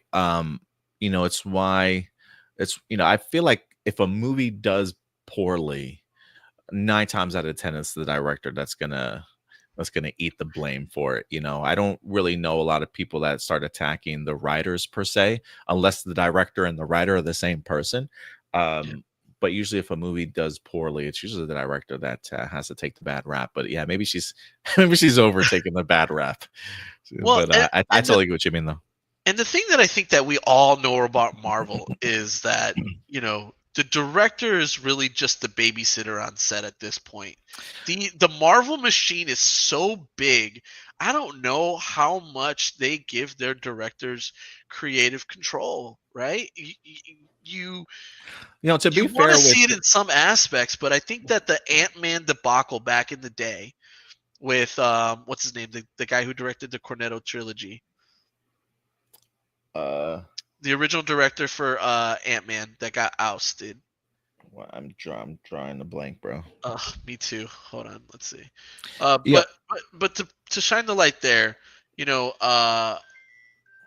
I think that the Marvel machine is so much bigger than any one movie at this point, that if a Marvel movie is bad, I don't just or not bad, but not great. I don't blame the director. I blame the fact that there's too many cooks in the kitchen on some of these, and Marvel, I think, uh, it depends on the strength of the director too. I think some directors are gonna let Marvel dictate and tell them what to do, and not stand up for themselves as much as they should. I'm sure that there have been, I'm sure her being as much of a, and forgive me if I'm wrong, but she seems like a director that doesn't have as much under her belt. So for her to go She into a doesn't. She Marvel doesn't. movie, I don't She think that doesn't. she has the like sway to say, "Let me cook. Let me do my thing. You hired me. Let me do what I need to do." I think the suits came in and said, "Hey, you got to do this. You got to do this," and she's like, "Yeah, okay, yeah, okay, yeah, okay," and kind of folded in on some of that. Whereas some of the other directors who may have come in that know how to work with the producers or the suits to say, yeah, I know what you're wanting me to do for this, but here's my vision. Let me show you where we're taking this. And you hired me for my vision, so let me lead with my vision. Okay, you want me to? I have to include that. I really have to include that. Okay, let me see how I can work it in. Right? Like, you know that there's so much going into these Marvel movies at this point that I wouldn't have blamed that all on her for her to feel that she needs to throw somebody else under the bus as a scapegoat. Um, but as a director, you're the captain of the ship, you're the leader. You should take ownership of it. Yeah, and to be fair, I mean, you do bring a good point because one of the things that we have talked about on here and spotlighted was Nia DaCosta did not have a lot of stuff under her belt when they picked her up for the Marvels. I mean, I think she might have had one feature film under her belt titled Little Woods when they picked her up. I think they picked her up at the same time that she had already been picked up for Candyman also. So she's literally had like one or two big directing spots before Marvel came in. But Marvel likes to do that. Marvel likes to take chances on up and coming directors, but I think also because they are, you can shape them. You can have sort of, the studios can have their way with them in the sense of, yes, we like your vision and what you do for these other movies, we want to bring you in, but just so you don't have that notoriety yet to kind of tell us what to do, so we're going to tell you what to do instead. And so whether or not this is the original movie that Nia DaCosta planned on making all along, or in the process of making it, the story and the script just got changed around based off of what Marvel Studios wanted. Who knows? But yeah, it does seem like the production, at least for the Marvels, was a complicated one to say the least. Maybe not the most enjoyable for a young director like Nia DaCosta to kind of experience. So maybe there's a little bit of that kind of falling into place there also. But yeah, no, I totally agree with you, Jonathan. But yeah, guys, let us know your thoughts. Nia DaCosta talking about 28 years later sequel, The Bone Temple. She's been excited to be a part of this world. Has some more infected in her movie, which should always be a great thing. But we'll see how it lands come next year. But let us know your thoughts.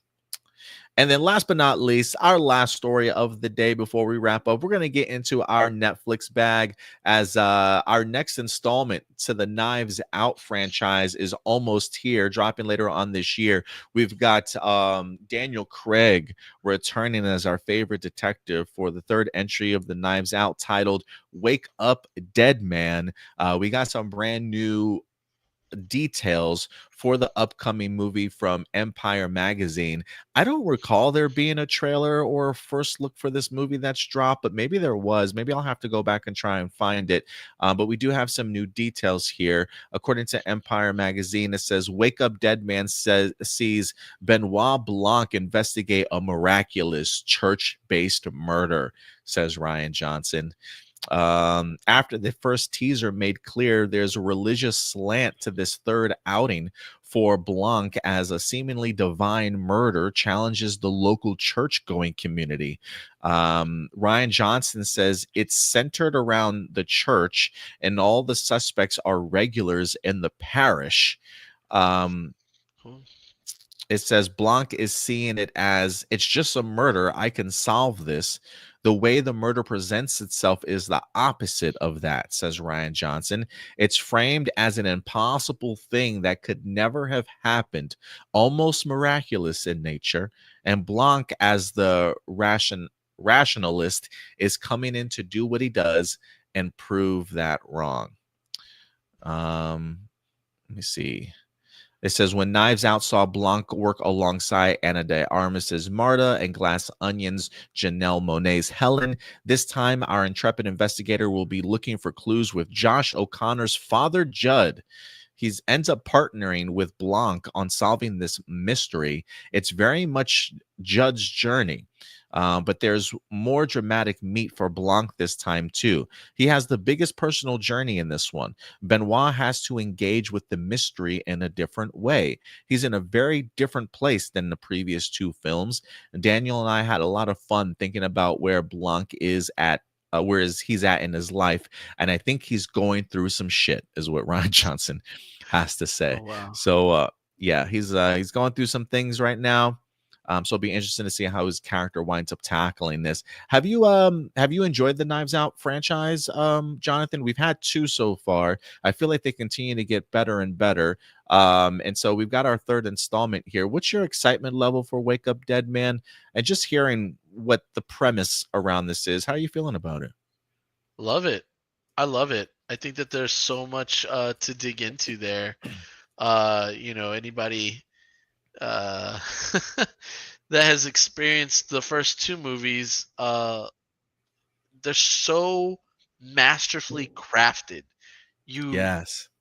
you're constantly looking at everybody as a suspect, and everybody has their reasons for doing it, and it's such an awesome whodunit series that I love the way that it's evolved, and I'm excited to see its next production, and for it to be church based. And you know churches are unique, man. They have so many different people inside of them. Some of them are there for personal virtuous reasons, and other people are there um for the social aspect, and other people are there that are the church gossip ladies that are talking about each other or what have you. So there's so many different layers to peel back in this setting, and different personalities that I can see coming out and just being compelling people to have as characters. That's another thing that Ryan Johnson has just done so well in these Knives Out. They've just wonderful characters that actors get to really chew on and dive into, and they're very memorable, unique, and love them or hate them. It's a fun whodunit series, and I'm so excited for this next one. And the fact that I didn't know that it was going to be in a church, but I think that really kind of makes it that much more interesting for the potential of unique characters that are going to be in here. So really interesting. And then it sounds like there's some personal growth for our lead character, our detective, that he's going to be going through, which is good, because he really hasn't been the focus for character growth in these movies. He just kind of comes in and figures shit out and leave. I think in the second one you kind of get a little bit of a A peek little into bit. his Yeah. home life. But I think we'll learn more about him in this third one, as to like what his thoughts are. What are his How does he think about church, existential thoughts, and the place in the universe, and all of that. So some more for Daniel Craig to chew on and expand his character. So very exciting. Yeah, man. I'm really excited for this. I truly am. I'm a big Ryan Johnson fan. Regardless of what people feel about The Last Jedi, I freaking love that movie. It has its issues for sure, but I think it's just pure genius from Ryan Johnson and what he did, and really hurting people's feelings. But it works for me. But what I will say is, like, for his knife, like, going from The Last Jedi to then coming and doing the Knives Out stuff, I think continues to reaffirm just how good Rian Johnson truly is as a writer and a director. I think what fascinates me too when it comes to these Knives Out movies is all these movies are completely different, right? Like the first one felt very much like a Clue type of film, and then we take it to a vacation spot in the second one, and now we're going to a church base. Like it just really shows Rian Johnson's range, I think, in regards to what he's able to write, but also just really fun in regards to being able to see Daniel Craig put into all these different like situations and having to reprise this role like completely differently. Like how is, like, when you say this gives, Daniel Craig something to really sink his teeth into, like I want to see how he handles this concept of religion and being involved in the church, and is how he uses his own personal beliefs or lack thereof, I have no idea, Sure. kind of pushes back against sort of like this miraculous concept of a murder. So to be able to see Rian Johnson go to like change up the tones and how he approaches each movie is just so fascinating for me. And I think too, for somebody like myself that grew up in a Catholic church, and then eventually as I, got older into high school and went more like Baptist and then non-denominational Christianity sort of thing. Like I've always been a part of that religious world in some aspect or another. So to be able to see this character being thrust into that particular world and see how he navigates it with and I think you put it perfectly, Jonathan, when you said like he crafts these stories just masterfully, and from the very beginning you're always trying to figure out who it is, and sometimes they give you the answer, but yet it's not fully the answer. Like there's always more Yeah. to it for you to work your way around. And so Yeah. this just feels like Rian Johnson's bag. He's so good with ensemble casts. And so to be able to see what other people that are going to be in this parish, what their personalities are going to be like, what their motivations are like.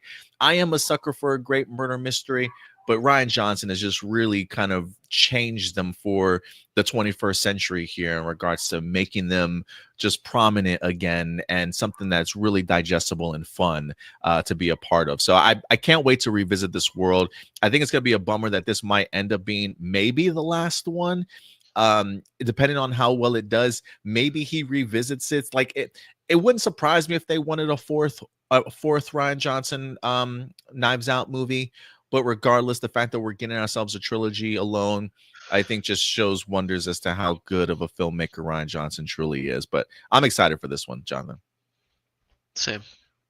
But yeah, guys, let us know your thoughts here. I know some people got some questions or comments. Let's see if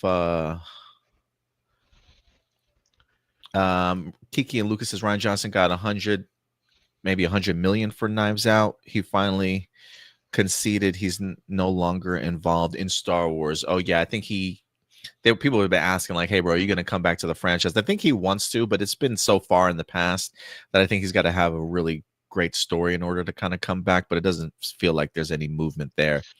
Regardless of whether you like The Last Jedi, that movie really hurt Star Wars brand. I mean, yeah, it definitely did in regards to challenging people and their stance on the Star Wars world for sure.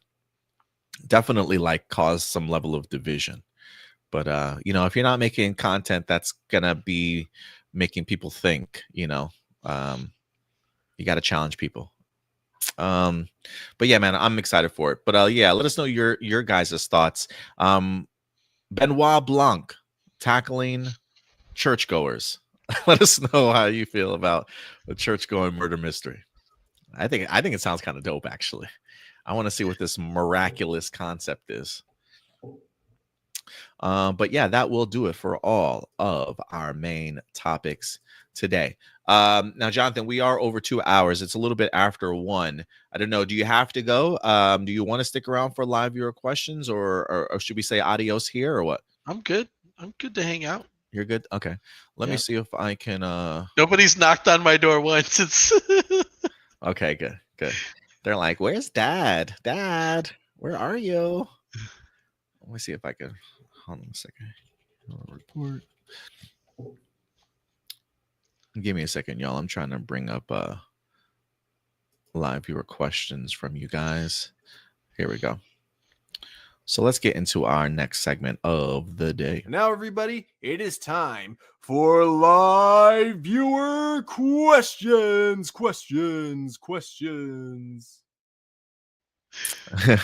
We've got a lot of viewer questions up for you guys.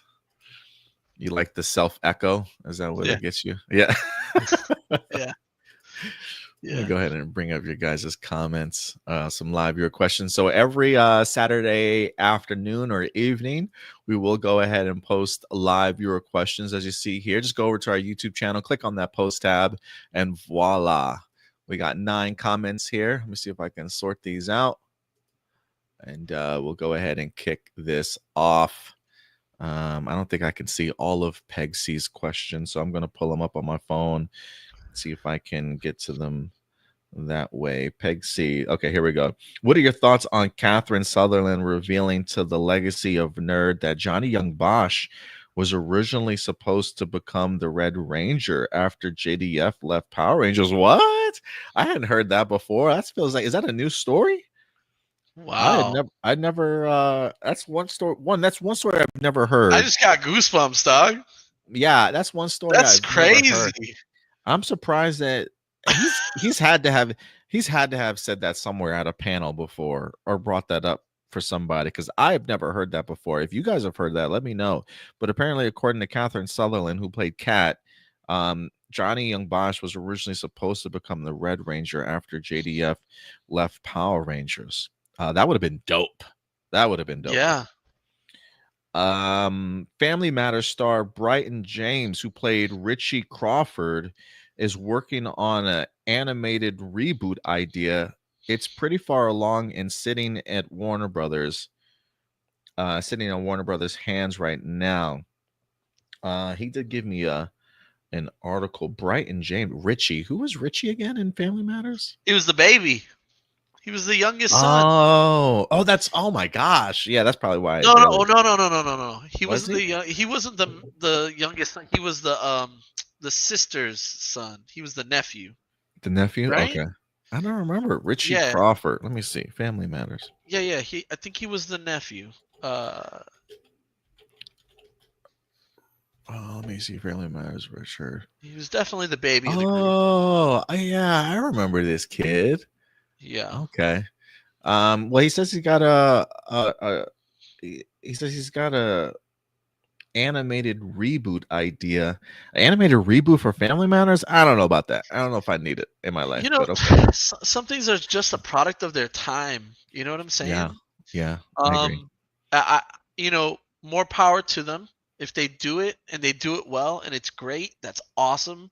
But definitely something that I would be like, I don't know. Yeah, I don't know. Like what are you, I'm curious. I'm curious to see what they would do with it. But I love the Family Matters. Being a young Chicago kid myself and having a story on TV that was based in Chicago, really spoke to me. And Carl Winslow was the Everybody's dad, man. Yeah. Yeah. It was awesome. And he'd tell you what's up. And then, Urkel always being comedic and fun, and we had some great dads back in the day, didn't we? Yes, we did. We had some great dads back in the day. I mean, Family Matters. But before the whole Bill Cosby thing, even the Cosby show was. I'm sorry, I'm just saying he was a great role model back in the day. I mean, besides we found out what he was up to, TV personality was a great personality. Yeah, the way he was written. All right, be careful there, man. It was James Avery from Fresh Prince of Bel-Air, great father, another father figure. The dad and uncles of a Full House. Oh yeah, we had some great positive father figures back in the day for sure. Let's see here. He also says, I think I lost it, Peg C. Where'd it go? What are your guys' thoughts? Are you guys fans of Futurama? Yes. I watched a handful of episodes. I didn't really care for it too much, but you were Jonathan? Yeah. I'm excited for some of the newer episodes to come out. That show's still going? Yeah, on Hulu. Oh my god. It's gone off the air and come back many Oh, okay. times. Okay. Yeah, I thought it but was still like long running, but yeah, it's gone and come back. Okay. yeah, it's a hilarious show. I love Bender. I love Zoidberg. Uh, I mean, so many memeable moments, right? Like, anytime somebody sees something that they like on the internet, you've got a fry, take my money, gif or meme. That's always to follow. So, yeah, that show doesn't need to go anywhere. That show has great potential. Yeah, love that show. Did you ever watch Basic Instinct and Total Recall, the originals? If so, what did you think of the two? And did you have a crush on Sharon Stone? I don't think I had. Wait, let me see. I want to say so. I remember Total Recall a little bit. I mean, look, Sharon Stone was just sexy in Basic Instinct. I mean, let's be real. But I've probably have only seen both of these movies maybe one time in my life. I think Total Recall might have freaked me out a little bit. I think that's the movie where Arnold Schwarzenegger pulls something like out of his freaking nose that's like implanted in his Oh head my or something god, like that. yes. And mentally scarred me forever, and I've never rewatched that movie because of that scene. I believe that's Total Recall, if I'm not mistaken. So I've only seen both of those movies once. So yeah, I can't say I'm a huge fan, but classics to say the least. I've never seen Basic Instinct, and I think it's just because my parents wouldn't let me watch a movie that's listed as an erotic thriller. 1992, I would have been. Yeah, I didn't say I watched it when it came out, but yeah. But I do recall being like 9 or 10 years old, seeing Total Recall. There's definitely a scene in there that is my first. The first time I saw something as a young boy that made my eyes get big. But overall, the movie, I thought was always a good movie. I loved Arnold Schwarzenegger movies growing up, and that sci-fi movie, and reading more about it. Even recently, I forgot what I read about it, but I do remember reading an article about the making of that movie that made me appreciate it that much more. Just the fact that it was being a bonkers sci-fi, out of this world, terraforming Mars. You know, was around it, and you know, a Watto. I don't know if you remember that part, but the little mutant person that was, you know, the host of the other person. Weird. Like, there was so much crazy stuff going on in that movie. And I think it's still just that much under the radar. I don't want to reboot. Like, leave it alone.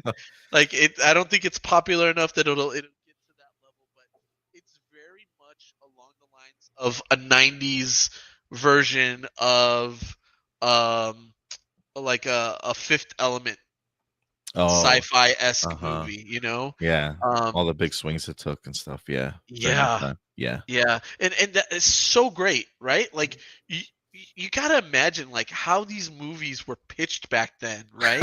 Like, if those movies, it's very much like today, trust me, bro, this movie's gonna be great type of pitch. Yeah, like, you're not getting stuff like that these days.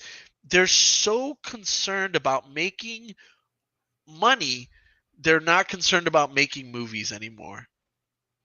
It's really sad, but like, I was trying to think of another movie that tried to take a big swing like that, and the movie that popped into my head for some reason was another sci-fi space movie we just got a couple years ago. It was from the guy that played Harry Osborn from Amazing Spider-Man 2, and then it had that other Jupiter Moon, right? Jupiter Rising, Jupiter or Ascending. Ascending or something. Was that it? Yeah, Jupiter Ascending. Yep.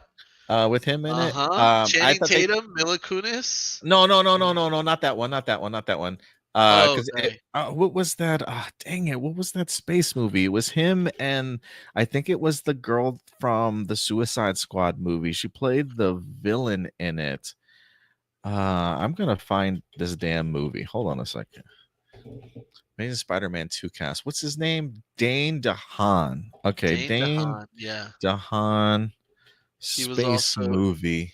in what was that other Space one. what was that other movie he was in? Oh, Chronicle.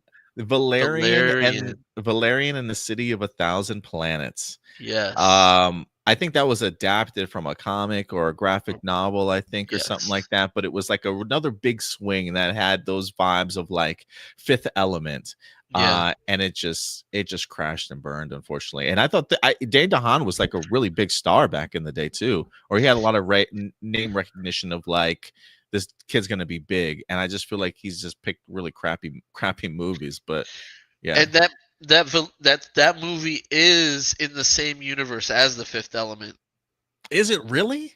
Yeah. I didn't know that. I did not know That's what that. it says here. It's set 500 years after the event of The Fifth Element. Okay, I'm gonna have to maybe it's worth a rewatch now for me. All right, what else? We got some other questions It's here. on This HBO Max. comes from Marcelino. I think I got all the questions from Pexi. Let me just double check. Pexi, I get all your questions. Yeah, I did. Cara Delevingne. Okay. Next up, I got Marcelino. According to the Reign of Marvel Studios book, the plan after Endgame was to have Black Panther, Captain Marvel, and Spider-Man be the new Trinity, with Black Panther replacing Captain America as the leader, Captain Marvel replacing Thor as the overpowered space hero, and Spider-Man replacing Iron Man as a tech genius. However, the reason why this never happened is because of the passing of Chadwick. Sony tried to get the rights back to Spider-Man. I do remember that. And Captain Marvel wasn't a well-received character. Do you wish this was the new Trinity we got after Endgame, or are there other better candidates? No, I feel like that's probably the route that I would have went. Maybe it seems as though they went the route of Doctor Strange um to kind of lead that foray a little bit. We still got our Spider-Man movies, but it seems like they might have replaced Black Panther with Doctor Strange and more or less the Marvels instead of just Captain Marvel. But I would have that felt like that would have been the natural, I think, progression for me. Although I don't know if I would have replaced Thor. Like I think I still would have had, if there's any two characters I probably would have stuck around as the leaders, probably Doctor Strange and Thor also. But that doesn't seem far-fetched to me that might have been their new Trinity plan. Do you have any other better candidates? Anybody else? No, you but want to see?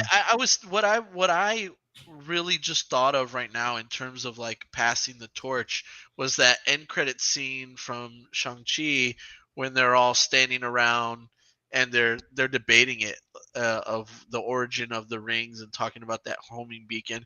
You know, I really, really, really hope that in Doomsday and as we kind of go into this reset that they pay off some of these dangling threads that they've left in end credit scenes, even when it goes back to the end credit scene of um Eternals and things like that. Like Yeah. bring Where'd they go? like We haven't like heard anything come from them. on, tie up these loose ends, even if it's not uh with a whole story or an arc. At least give it like a mention or character representation. Don't pretend like it didn't happen. If you really are building a universe and a world, even if it's flopped or something, like kill them off or send them off somewhere, mention them somewhere. I hate it when they just, you know, pretend like it never happened. Um, Yeah, have the Eternals pump up in Doomsday only to be killed off like Black Bolt and Doctor Strange 2. You know, it, yes, yes. just I to have mean, them pop back they up. could have had her. They could have had Wanda kill them. You know, like that would have been crazy. But yeah, I'm really hoping for before we do this reset that we pay off some of these plot threads because I really do, for better or worse, I really appreciate the journey that has been the Marvel Cinematic Universe. Um, and excited to see what they do next. In terms of like replacements for the big three, I don't think of it in that sense. Yeah, he says, "Do you wish that this was the new Trinity we got after Endgame, or do you have other better candidates to have maybe filled in that leadership gap?" Yeah, Spider-Man, yes. Yes. No, I agree with that. I think the passing of Chadwick Boseman really threw a Yeah. wrench in uh some of the plans that they had. Um I'd really like to see, yeah, I mean I love Spider-Man. Want to see him more present. Um want to see, I like Captain Marvel. I don't not like her. I I do don't wish he had a proper sequel. I would have liked to have seen that proper sequel. I think one of our viewers, it might have been Marcelino or somebody else, that tends to suggest the world killer aspect of her story from the Marvels, where she goes back to the planet and, like, wipes some of their resources and stuff. Some he was suggesting that some people believe like that whole story could have probably have been its own Captain Marvel sequel and shown a little bit more in depth than what it was for something like the Marvels, or it should have been treated differently. But yeah, this idea of Black Panther, Captain Marvel, and Spider-Man replacing some of the OGs, I mean, it makes sense to me. I can see, I wouldn't have had a problem with them as the new Trinity, but if I had to include other candidates, yeah, I would have done Thor and Doctor Strange I too. don't think Spider-Man though. I think No, Spider-Man street level. I think he needs to. They're going street level with him. He needs to stay street level. They have their tech person in house. Shuri, oh, she's arguably smarter than Stark, anyways. So I think that her replacing Iron Man as the tech person in terms of the leader.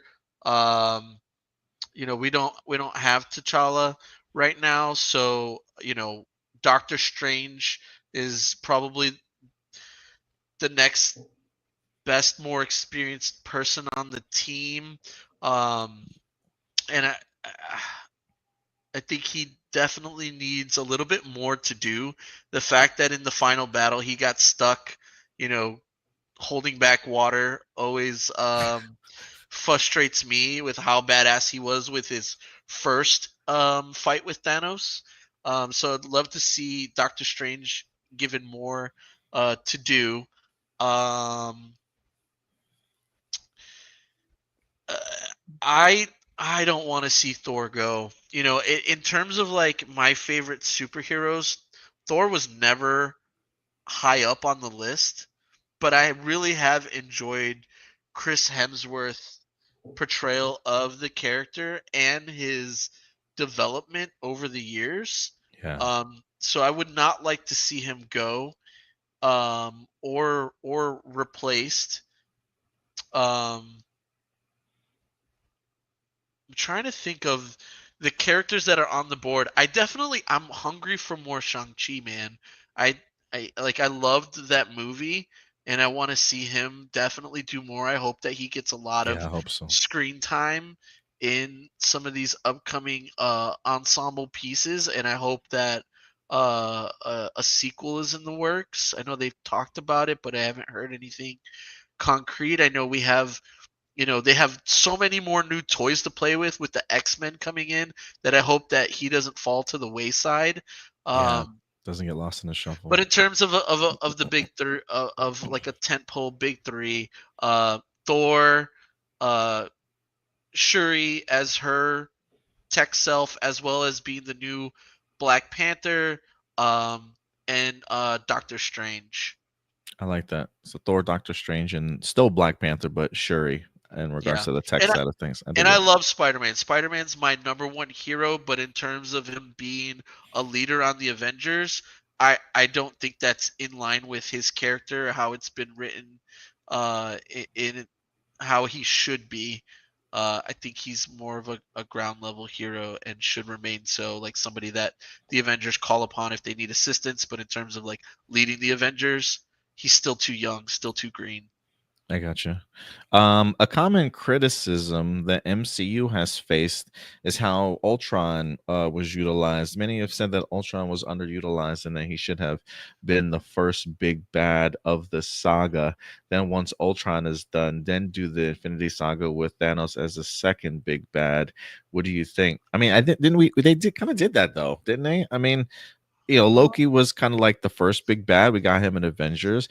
Like when he goes up against the Avengers in the Avengers movies, I look at that as a big bad. I don't necessarily know if I need like a crossover event to put him in the same category of him being a big bad, but I kind of saw him as one of the big bads of the Infinity Saga. That did eventually lead into Thanos. I mean, like I get the idea that Thanos was maybe always the end goal for the saga, but I don't think that takes away Ultron's impact from the movie in regards to like could I guess if the way that he's using big bad is, could Ultron have been one of those characters that you place at the end of a saga as a big bad? Yeah, I think Thanos going first. Is it a case of like, did they pull the trigger too early on Thanos, or should Thanos have been further down the line? I mean, the fact that it took us 3 and 4 Avenger movies to eventually get to Thanos, I think the pacing worked out really well for me. So I feel like we kind of got that Ultron as a big bad and then led into Thanos. But it took us a while to get there. So I think that's the order in which it came from. I don't know if I felt Ultron was underutilized, but I think he is big enough too to where he could have been the end goal for the Infinity Saga, or at least a future saga. I don't know. How do you view that? Do you think he was underutilized or kind of used perfectly in regards to the first Infinity Saga? I love James Spader. I loved his portrayal as Ultron. I loved Ultron in his movie. Would love to see more Ultron, and I believe we are going to get some more Ultron in Vision Quest, Yeah. which is exciting. It, I liked the Ultron movie. Could we have had an overarching movie lineup that led to Ultron? Sure, but I think that the build-up to Thanos involving each of the stones lended more towards a multi-arc story culminating in the combining of those stones on the gauntlet into a big, pulling everything together. I just don't see Ultron fitting into some of those other individual movies as far as like the breadcrumbs that lead up to the end being Ultron. Him being more tech based. I don't see it for what they were trying to do after they already launched the ship. Because let's be honest, when they did the first Avenger, they had no idea what the Tesseract was. I mean, they didn't know that they were going to make the Tesseract be the Mind Stone, right? They didn't see that far into the future, but they were able to repurpose some of the little MacGuffins and things that they had. I don't think it was until Thor: The Dark World until they were like, okay, this is what we're gonna do. We're gonna do all of these things to lead up to that. But I could see Ultron resurfacing. I loved the way they utilized Ultron in the What If stories. That was Yeah, fun. that was And really and fun. that Ultron, I think, could be a big bad of a saga. But for the way that they utilized Ultron in his introduction and in that movie, I think was fine. Yeah. They left us wanting more. I'm excited for more. Um, and yeah, I think I don't hate it. I'm not mad at it. There's very little that I would go back and redo about um, the first saga. I get you. Yeah, that makes sense. And then he says, when it comes to the original scrapped plan of Obi-Wan originally being, oh, I think, okay, all right. He's talking about some Star Wars stuff here in regards to the rewriting of a prequel script. It says, when it comes to the original scrap plan of Obi-Wan originally being Qui-Gon Jinn and taking the name of Obi-Wan, I remember watching a YouTube short that came out during COVID that went over the topic. So I was always under the impression that everyone knew what the original plans were for years. I keep trying to find that same video I watched years ago, but I can't find it anywhere. It just gives me videos that have come out the past several months that goes over what George Lucas had planned. So why are people treating this as a new thing when there are a few videos that came out years before that went over this? I really don't like. You've brought up this scrap plan before. I really had not read this anywhere. And I only say that because, again, maybe I have to Google search it and try and find it somewhere else, but it's just not a story that I ever heard of. I mean, I feel like I've watched plenty of like special features and behind the scenes stuff when the prequels were being made. I mean, if there's anybody notorious for putting special features on a DVD, man, it's George Lucas. I mean, the special features stuff for all the prequels were amazing, but that was just never a story that ever crossed my path, or at least that I'm personally aware of. I'm not saying that it wasn't out there. It's just not one that I've heard through the grapevine, sort of thing. That one of the big swerves was the idea that Obi-Wan was originally supposed to be Qui-Gon, but then he takes up the name Obi-Wan because it's Qui-Gon, it's Obi-Wan that dies in Phantom Menace, but he takes the name of his former man. Like the two names were supposed to be reversed, and I think it was Obi-Wan that was supposed to die, and Qui-Gon, to honor his master, he takes the Obi-Wan name, sort of thing. Wow. No, I never Apparently, heard that. I had never heard that either. So I'm gonna have to do more research in regards to it, but that could be maybe why, Marceline, why people are acting like, oh, this is not even a thing. I just don't know if how many. I don't know how prevalent it is out there in regards to how many people have actually read that before, but it's just new to me. That's all. But I'll do my research. I'll figure it out. Sam. Certainly interesting. Yeah, it is an interesting one. Sam says, hey guys, we got some Power Rangers news. In Utah, they are filming for a web series for Power Rangers Ninja Kids on YouTube. And the suits are awesome. So that's good for Power Rangers, but it's not connected with the Disney Plus series. Yeah, there have been some images going around from set photos of Power Rangers web series. It's in collaboration with the YouTube channel Ninja Kids, if I'm not mistaken. I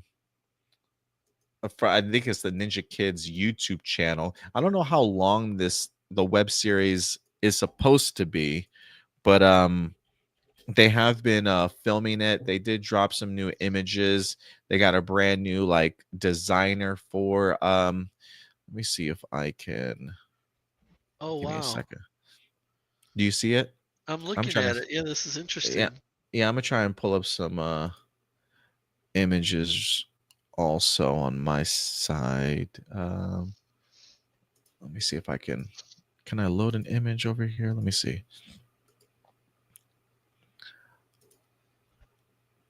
I don't know exactly what the purpose of this is. It is being produced by and developed by Hasbro. Oh, is but it? this is yeah, I believe so. That's one of the set photos that I've been seeing. Getting to see the new design for the Red Ranger costume with the boots and the gloves, at least. But yeah, I don't know how long it's been streaming for or when it's going to be released. But yeah, we do have ourselves a collaboration going on right now with Power Rangers and Ninja Kids. So cool. But yeah, this will be separate from the actual series that they're working on. We also got Jessica Friedman in the house. Who would you like to see play Archie and his friends in the new live action movie? And do you think Cartoon Network should have given the original Teen Titans a 6th season instead of making Teen Titans Go? And do you think it's time for Miles Morales to make his live action debut? Yeah, I expect Miles to make a live action debut within like the next 5 years. Easy. Oh, first and foremost, hold on, before we stop the presses. Kiki and Luca with the $5 super chat today. Thanks for a great show, guys. We appreciate you coming through, Kiki and Luca. Thank you so much, man. It really means a lot. That definitely will go towards putting together better production for the show. So thank you so much, really. Thank you. Look at that special guest star Jonathan raking in the bucks today. appreciate that. Man. Wow, there's a lot to unpack there. Yeah, do you think Cartoon Network, first off, should they have given the original Teen Titans a 6th season instead of making Teen Titans Go? I originally did not appreciate Teen Titans Go. You've come around, huh? I have come around because I am able to watch Teen Titans Go, I think, more with my younger kids. While Teen Titans was beloved to me, and I love that it's definitely more along the lines of Young Justice in that it's a little bit of a more of like an older kid, more teenage, young adult show because of the themes that they are tackling. And yes, I do love seeing stories ended properly. So I do wish that they did do their last season so that they could have a nice bookend before doing Teen Titans Go. But when I say Teen Titans Go is hilarious and just such a fun watch and such an enjoyable cartoon with nods to comic book lore. I don't wish that it was in lieu of it, right? Like I don't wish that instead of doing Teen Titans Go, they did what they did. Things happen behind the scenes, and thankfully, even though we didn't get the closure that we all need, when we fall in love with these stories, we definitely want to have some closure on how those stories end. I think what came from it, I have come to appreciate. I certainly probably felt that way when Teen Titans Go first came out, and I was like, what is this?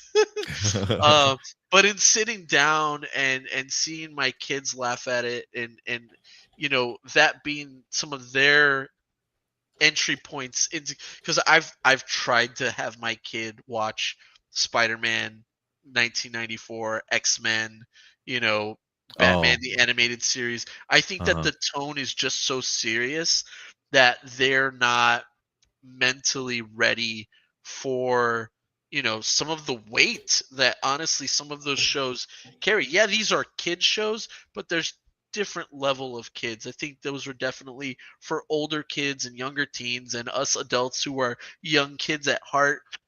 But I think Teen Titans Go definitely has earned its place of appreciation. It's just a different approach to it. As far as who's gonna play Archie and his friends, I have no idea. I haven't had the opportunity to fan cast yet. I mean, they are supposed to be teenagers, so you're probably gonna want to cast somebody like in their 20s, but I don't even know of like any redheaded 20-year-old actors right now. I'm just trying to figure it out. But yeah, if you guys have any suggestions for Archie, definitely let us know. What's next? We did Sam, did Jessica's questions. Digivolve. What's up, Digivolve? Appreciate you coming through. Born on the 4th of July. I guess it's a 1989 film, a significant film due to its unflinching portrayal of the Vietnam War and its aftermath, as seen through the eyes of a real-life veteran, Ron Kovic. Tom Cruise's performance as Ron Kovic is widely considered to be one of the best of his career. The role was a stark departure from his glamorous, action-oriented persona, and it earned him his first Academy Award nomination for Best Actor. Cruise's commitment to the role was profound. He spent time in veterans hospitals and worked with Kovic to understand his physical and emotional journey.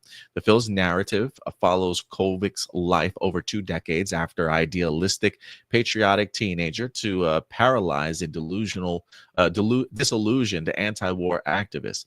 Cruise's performance effectively captures this transformation, conveying Kovic's rage, despair, and eventual political awakening with raw intensity. In my family, my cousin's brother-in-law, a veteran of the Iraq War, suffers from PTSD, a condition that sadly led to the end of his marriage and separation from his 2-year-old daughter. Have you seen the film? And what do you think is the most important type of have you seen the film? And what do you think is the most important type of support for a veteran's family? I have not seen the movie, but I will put that on my to watch list just because it sounds pretty incredible. As far as the most important type of support for veterans family, first I would just say, the VA, whether or not they're doing their best job to take care of veterans as they should, that I certainly don't know, but always will certainly you should be able to get some support from the VA for sure. But then hopefully your immediate family will certainly be there for you. I mean, like my grandfather was a veteran. My father was a veteran also, but passed away at a very young age. But my grandfather certainly was. I don't know how the VA certainly treated him, though. I will say they definitely did him honor when he passed. They sent the Marines out and everything to have the flag, and they had I can't remember what the horn, the song that they play for downed veterans. But it was really eye-opening and really cool to kind of see them remember his service. But as far as the type of support for veterans family, the government should be taking care of them for everything that they need, honestly. With them putting their life on the line, they should be paying for therapy, whether that be physical or mental. Whatever the veterans need, the American government should be providing for them. Like, they should be like the coziest people in this world, right? Like, you gave a part of your life, your mental state, your body limbs. You should be set for life. You, your family, and your kids should be set for life, honestly. For real, yeah. And thank you to your cousin for his service. Yeah, absolutely. My cousin's brother-in-law. Yes, thank you to your family for their service. I have an uncle who is in the Marines. I have 2 cousins who are in the Marines right now. Just constantly praying for their safety, and really appreciate our troops and everything that they do for us. Yeah, absolutely. What else we got here? We got My Friend Calls Me Joseph. What's up, Joseph? Based on the ending of No Way Home, Doctor Strange spell made everyone in the MCU forget that Peter Parker is Spider-Man. This raises the question about whether this memory wipe extended to Peter Parker's from other universes, played by Tobey Maguire and Andrew Garfield. It's unclear if they still remember meeting that MCU counterpart but have forgotten his secret identity, or if their entire existence with him was erased from their memories. The subsequent reference to Doctor Strange and Tom Holland's Peter Parker in Across the Spider-Verse further complicates the matter, as it suggests that some form of memory or knowledge of the events persisted in the multiverse. Do Tobey and Andrew Spider-Man still remember the events of No Way Home? I'm going to say yes, because they're not of the universe in which Doctor Strange casted the spell. Similar to how Hulk presumably will remember Spider-Man, kind of like in the comics. Hulk remembered, Bruce forgot, but Hulk remembers. Because Hulk is kind of like, doesn't exist in the universe until he replaces Banner, right? So being the other outside the Peters universe matters. being sent back to their universe, they're no longer part of the universe in which that spell, took place. I dig it. That's I'm my gonna. that's my my I like. stance. I My take like it. on it. I think that's a great stance. That makes perfect sense to me, honestly. So yeah, we'll go with that one. So yes, they do remember. They were not affected. Um, who else we got here? Marky Parko. What's up, Marky? Evolution and redemption in DC and Marvel. Oh, this is a long one, Jonathan. So bear with me here. This is a long comment. The Arrowverse and the now defunct DCEU have taken distinct paths to their live action adaptations.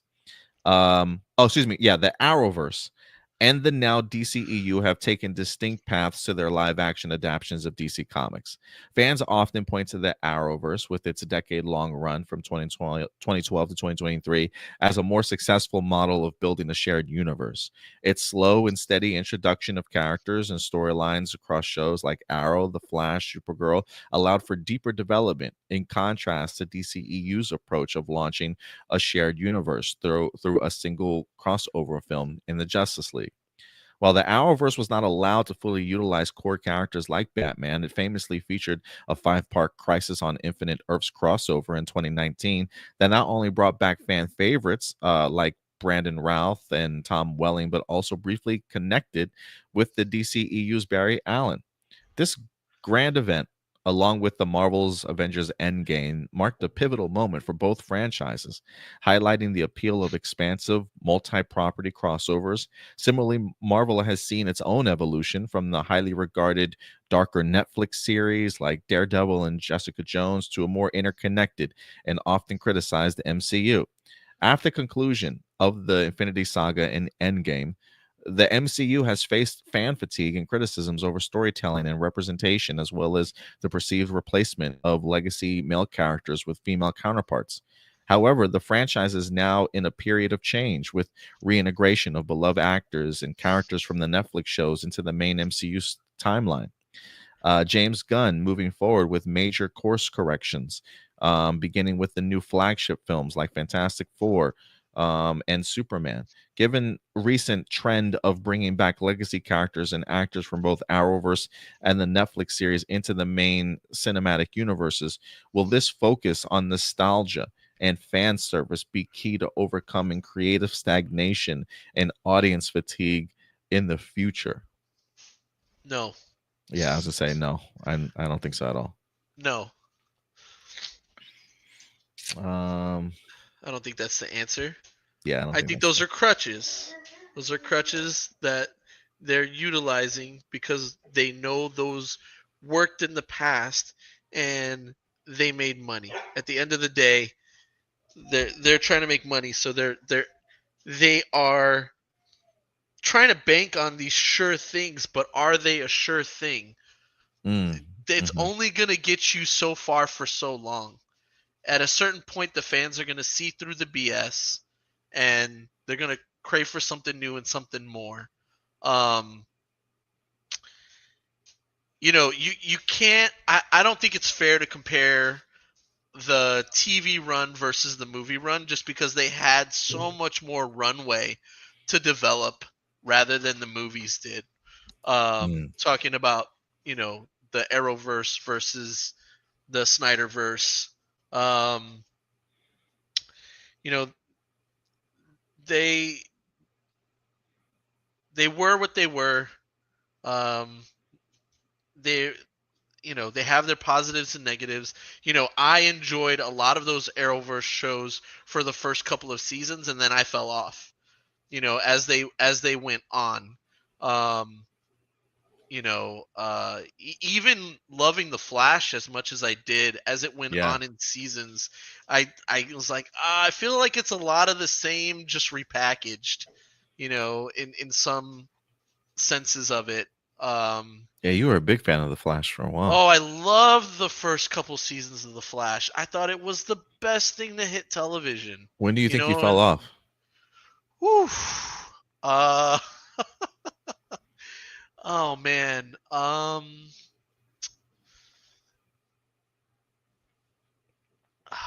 I don't know. It was gradual. Do you remember who the villain was at the time? I think it was the Thinker. The Thinker? Yeah. Yeah. That might have started causing the division. I would agree. In regards to how people viewed the show, for sure. That was a rough season. Yeah. Let's see here. We got 2 more sets of questions. I'm gonna jump over one here. I'm gonna go to Blossom's question. We've seen Power Rangers Super Sentai villains and their lairs.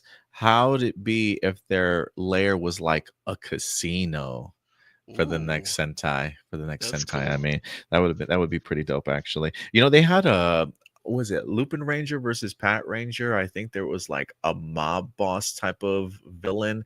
I don't know if Yeah. he owned a casino or not, but his lair was pretty fancy. He had like a really long table that he used to always sit at like the end of inside this really nice dining room. Always made me feel like maybe he was like at the top of like the top level of a casino in Vegas or something like that. So that's where I always pictured him, especially when they dealt with like thieves and police and things like that. That's But super cool. I dig that casino concept though. What are your expectations for the new Captain Planet that's going to be coming? I just hope that we get the end theme and hope that they've done their ecology homework as well as study from both the Hanna-Barbera seasons and the DIC seasons, aka the company that brought my favorite anime here. Yeah, they did the last 3 seasons after DIC did the first 3. But yeah, there were rumors, or not rumors, but there are plans to make a Captain Planet live action adaptation. So yeah, I don't know what my expectations would be. 0. Right? Yeah, I mean, Zero I would, expectations. The show was cheesy to begin with. yeah, If you it go was back super and watch cheesy. it doesn't hold up. It lives. We are fond of it because we watched it as a child, and we Yeah. have the member berries, right? Like we it reminds us of being a child and a kid and carefree and watching these cool shows. And granted, like I just I I don't know. It sounds cringy nowadays. In today's day, it sounds a little cringy. I mean, mostly because, Like, how would you make it work just from a visual yeah, standpoint, or like storyline when it's climate change really being like yeah. yeah, how do you make that compelling and like must watch TV? That's Mhm. gonna be interesting. I am curious as to how they're gonna adapt him visually. Like, Yeah. is Homeboy literally gonna be ripped out of the cartoon series? Oh yeah. Is it gonna be laughable? Can I Don take you Cheadle all serious? the way. Yeah, I just yeah. No, I mean, I hope he looks a little bit like Silver Surfer esque, Mm, with that level of like metallicness, maybe. yeah, I get Um, you. but man, Yeah, we'll I see how. just don't Well, see it I working, feel man. I feel like we're I don't. a little bit ways from it happening, but Yeah. that's the plan so far. We'll see if it actually comes to fruition. And then last but not least, we got Johnny Marrero with 3 questions. Are you excited about the new Power Rangers Ninja Kids web series featuring the Tokujay's suit designs? I don't know if I'm excited, but I am kind of eager. Like, anytime that they announce a brand new Power Ranger project, I'm probably going to be there to watch it. You know, I definitely don't think that this is certainly geared towards like my age or anything like Right. that. This feels like it's going to be more. I don't know if it's going to be like toddler. Are we talking about like school age kids, like 12 to 15, younger than that, 7 to 8? I really have no idea the age range, so I don't have really any expectations towards it. But the suit designs look legit to me. I'm here for the action to see Yeah. what they can kind of recreate, and I'll be interested to see like how long are these episodes? Are they 3 to 5 minutes? Are they 20 minutes, 30 minutes? I have no idea, but it's new Power Ranger content, so I'll Yeah. watch it with open mind.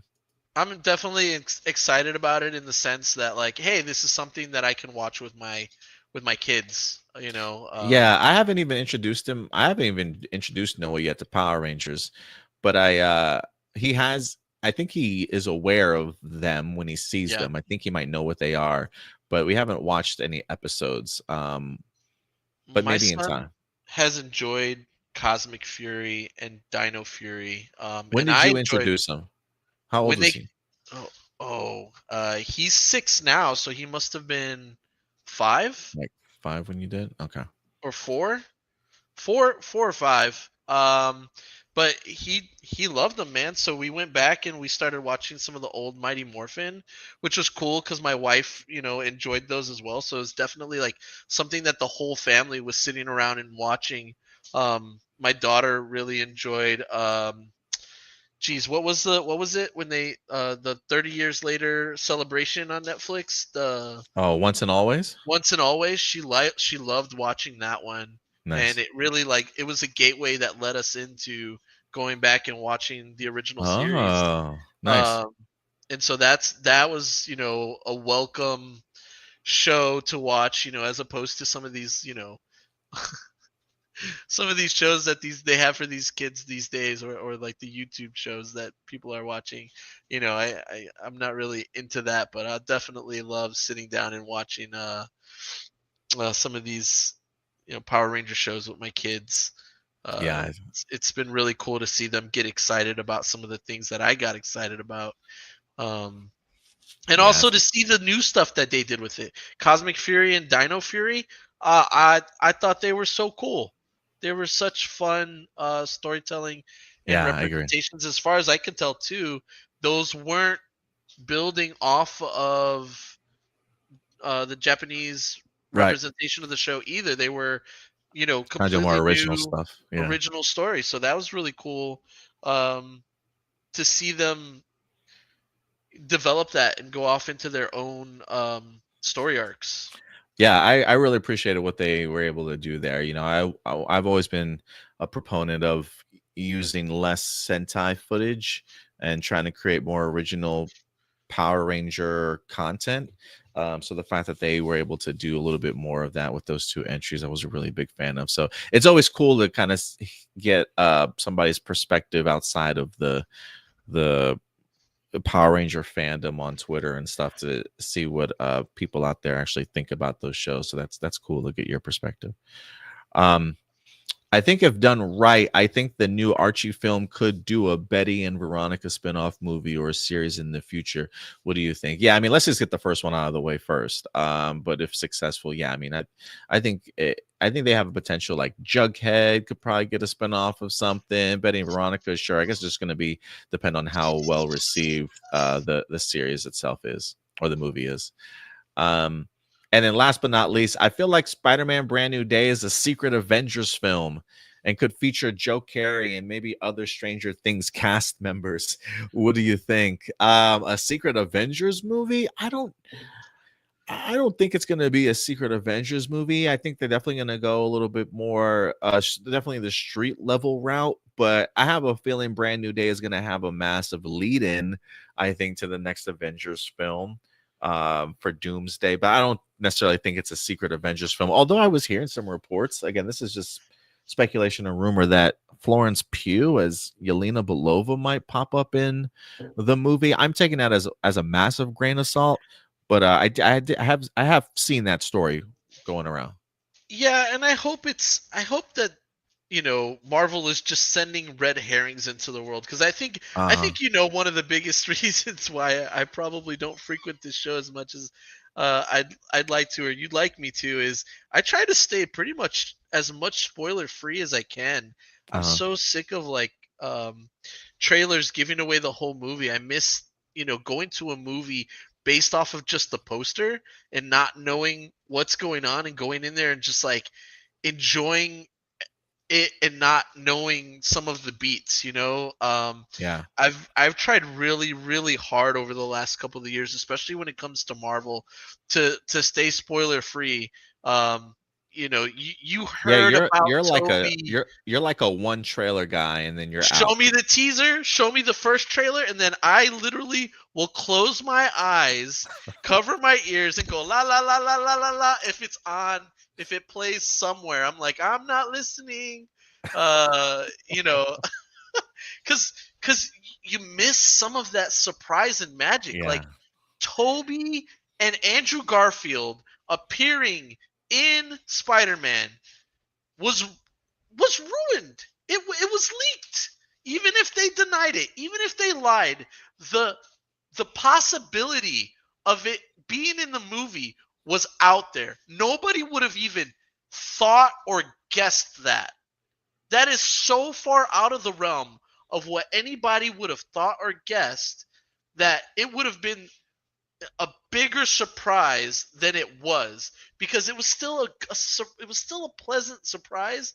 But I think if you follow or even like comic book stuff, it popped up in your newsfeed at some point of it absolutely. being of it being speculation or a possibility. So you went into that movie saying maybe like this could happen, you know? Yeah. So I think that also just reminds us how much of old heads we are. yeah. In the sense that we could open up a newspaper, see an ad for a movie, and be like, "Oh, that's even playing in the theater. Let's go see." And based off of just a movie poster, that's all we had. We had no digital connection to learn anything about this stuff. To answer the question, I hope it's not an Avengers. I hope it's not. Yeah. I hope it's more focused on Spider-Man. I hope it's more focused on his story, his struggle, because that is what makes Spider-Man Spider-Man. Not all, like, I love the Tony Stark stuff. I love Iron Man, but I love Spider-Man in all of his stories because he was always a guy trying to navigate this world that he's been thrust into with his responsibility, but also on the flip side of it, struggling to make ends meet, find his way in the world, struggle with his relationships, and trying to figure out how to, navigate them. Like, he was the most grounded. Like, he had to go and fight like outlandish battles, and then he had to come home and figure out how to pay rent. Yeah. So I hope that they keep it grounded, and that we don't get swamped with too much stuff, because I know that I've heard about like Punisher, maybe the Hulk, and to hear that Yelena Belova, like, don't keep it focused.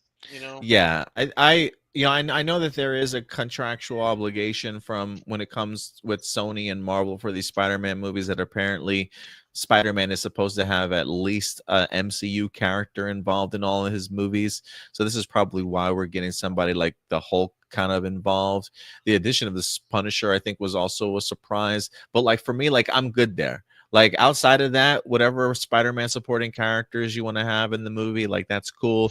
I just don't want this to get overflooded with other characters or other Avengers. I don't think it certainly needs it. So I'm hoping that that's not true. That this isn't. That's part of the contract. Avengers. So it was Nick Fury was from Far From was the one. Iron Man was in the first one. Yeah. Okay. And then Doctor Strange was in the third one. Doctor Strange is in the third one. Yep. So wow, I did not know about that stipulation. Yeah, but so outside of that, I really don't need any other MCU characters involved in these Spider-Man movies right now. But we'll see. I have a feeling, as far as like, if anything, it's probably not an Avengers film, but it certainly is going to lead into one. And there's a part of me that's kind of hoping that we get that same. There's a part of me that's hoping that we get that same energy that we got from. Remember when we saw, what movie was that, Jonathan, that led us into the Avengers? Remember we watched the Avengers, we watched the movie, and then at the end we were waiting for the end credit scene to pop up, and then it was an entire Avengers trailer. Remember that? We were like, we didn't know about it or anything. And it blew us away. I can't remember what movie we were. Maybe it was Thor: The Dark World. Maybe it was I can't remember what Marvel movie it was, but I remember we stayed to the end and we got an Avengers trailer, and it blew our minds. It blew our mind. Yeah. So I'm hoping that's what we get. I'm hoping that's what we get with Spider-Man Brand New Day. Here, you want a hot take? You want a controversial opinion? I hope that the next saga that we see on the movie screen from Spider-Man is the Clone Saga, and I hope they do it I hope they do it better than they did it in the. Bro, I've been asking for the Clone Saga. I want Ben Reilly's Scarlet Spider in real life, and I want it done well. I want. This is how you know we're 90s heads, because we're like the only two people on the internet asking for the Clone Saga, I feel like. And I want a maximum carnage Oh, God. Oh, after God. that. All right, bringing in the heavy hitters. I like it. Yeah. Yep. All right. Let's see. That will wrap up all of our live viewer questions.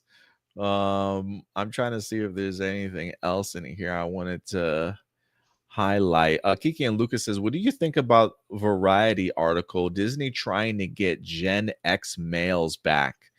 What do you think about that? In your opinion, why did they lose the young male audience, and what can Disney do? Oh, man. I mean, I don't know. And see, this is the corporate side of movie creation and storytelling that I think hinders the creative process, right? It's like, hey, you're doing these movies with strong female leads and they're not making any money, so we can't do that. And it's like, that's not the reason. There have been movies with strong female leads that have they taken all the wrong lessons away? Right. Right. Yeah. So I don't really like this. I hope that the decisions that they're making are in service of telling a better story. And I think that is when you are gonna get more fans behind it, because they're gonna go see it 4 times. They're gonna go tell people it was a great movie. If you're just trying to tick off boxes, I don't think that it's gonna service the story. I agree, and that works both ways. The movie you're making should be paying service to the script itself, and if you make a great script, people will show up for it, regardless. But yeah, interesting. It's almost like when like Madam Web came out, I remember Sony saying like, oh, they put a lot of blame on the idea of it being like a woman-led movie and stuff, and they kind of implied the idea that like, we're gonna change course in the sense of like, going forward, most of our movies will be male-centric, or I don't know, they just put a lot of blame on the idea of it being Morbius a wasn't women-led. good. Yeah, Morbius wasn't good. good. That wasn't a female-led movie. Right. What was the other one? Kraven the Hunter. I haven't seen that one yet, but that didn't do well. That was led by a white male. Like they just didn't tell good stories. Yeah, absolutely. And if they want to, they're just looking for a scapegoat. Yeah, that's what it sounds like to me too. But yeah, make better movies, people will show up. But hey, Jonathan, that wraps up the show, man. I did it. You did it. Congratulations. You had your very first live stream today. I really appreciate you being here, man, stepping in for Stuart. And look, like I've said before, I created this channel with you in mind. I've been doing this for years. I know you've talked about the idea of like maybe wanting to do some other things. Look, man, if you ever want to come on the show, if you want to have a more prominent role or do something weekly or whatever your family situation allows, if you want an outlet to do something and grow and get better, whatever the case may be, man, you are always welcome here at Hero Report, bro. I would love to have you as a weekly co-host if your schedule allows for it. But whenever you want to come on the show, I'd love to have you, Jonathan. I think you did great today, bro. Thanks, man. I'll always love talking nerdy with you. I love talking about all of these topics, and really cool to interact with the comment section today. Thank you for being kind and patient. Yeah, everybody give Jonathan a round of applause for today. My first, just trying to move the conversation along and contribute meaningful, thoughtful opinions. There's a couple times where I probably tripped up on my words or probably said some stuff that came out odd, but I'm working on it. So would love to be back. Yeah, let me know when you need me, if you need me, and we'll see if my schedule aligns and allows. And really great to be here today. Thank you. And I appreciate it, John. Just remember, everything you say lives on the internet forever. So this will come back to haunt you at some point. I'm just kidding. Bad takes will resurface. I'm sure. No, I'm just kidding. But no, man, I really appreciate having you here, bro. Thank you so much. Guys, if you want to follow us on social media, you can find us everywhere, man. Right down below at A+ Opinions, everywhere on social media. If you want to check us out on TikTok, we're at over here at Hero Report. We got like 3,000 subs over there. We do a lot of like trailers, behind the scenes clips. We add some discussion points we talk about there. I do a weekly comic book poll. I talk about the comic books that I bought throughout the week. We got a monthly movie report card for my top 5 movies of the month that I've seen. So check us out on Hero Report. We got a lot of stuff certainly going on. If you haven't subscribed to the YouTube channel, please go ahead and do so. We got great content on a weekly basis for you guys. We're going to be doing a live Peacemaker Season 2 Episode 1 review for you guys tomorrow with Stuart. So certainly join us tomorrow night. And yeah, everywhere else on social media at A+ Opinions. But yeah, Jonathan, hopefully I'll have you back here soon. Let me know. We'll definitely talk more. But other than that, guys, that will do it for us. Give Jonathan a round of applause, everybody. Until next week, we'll talk to you guys later. Take care of yourselves, take care of each other, and keep it A+.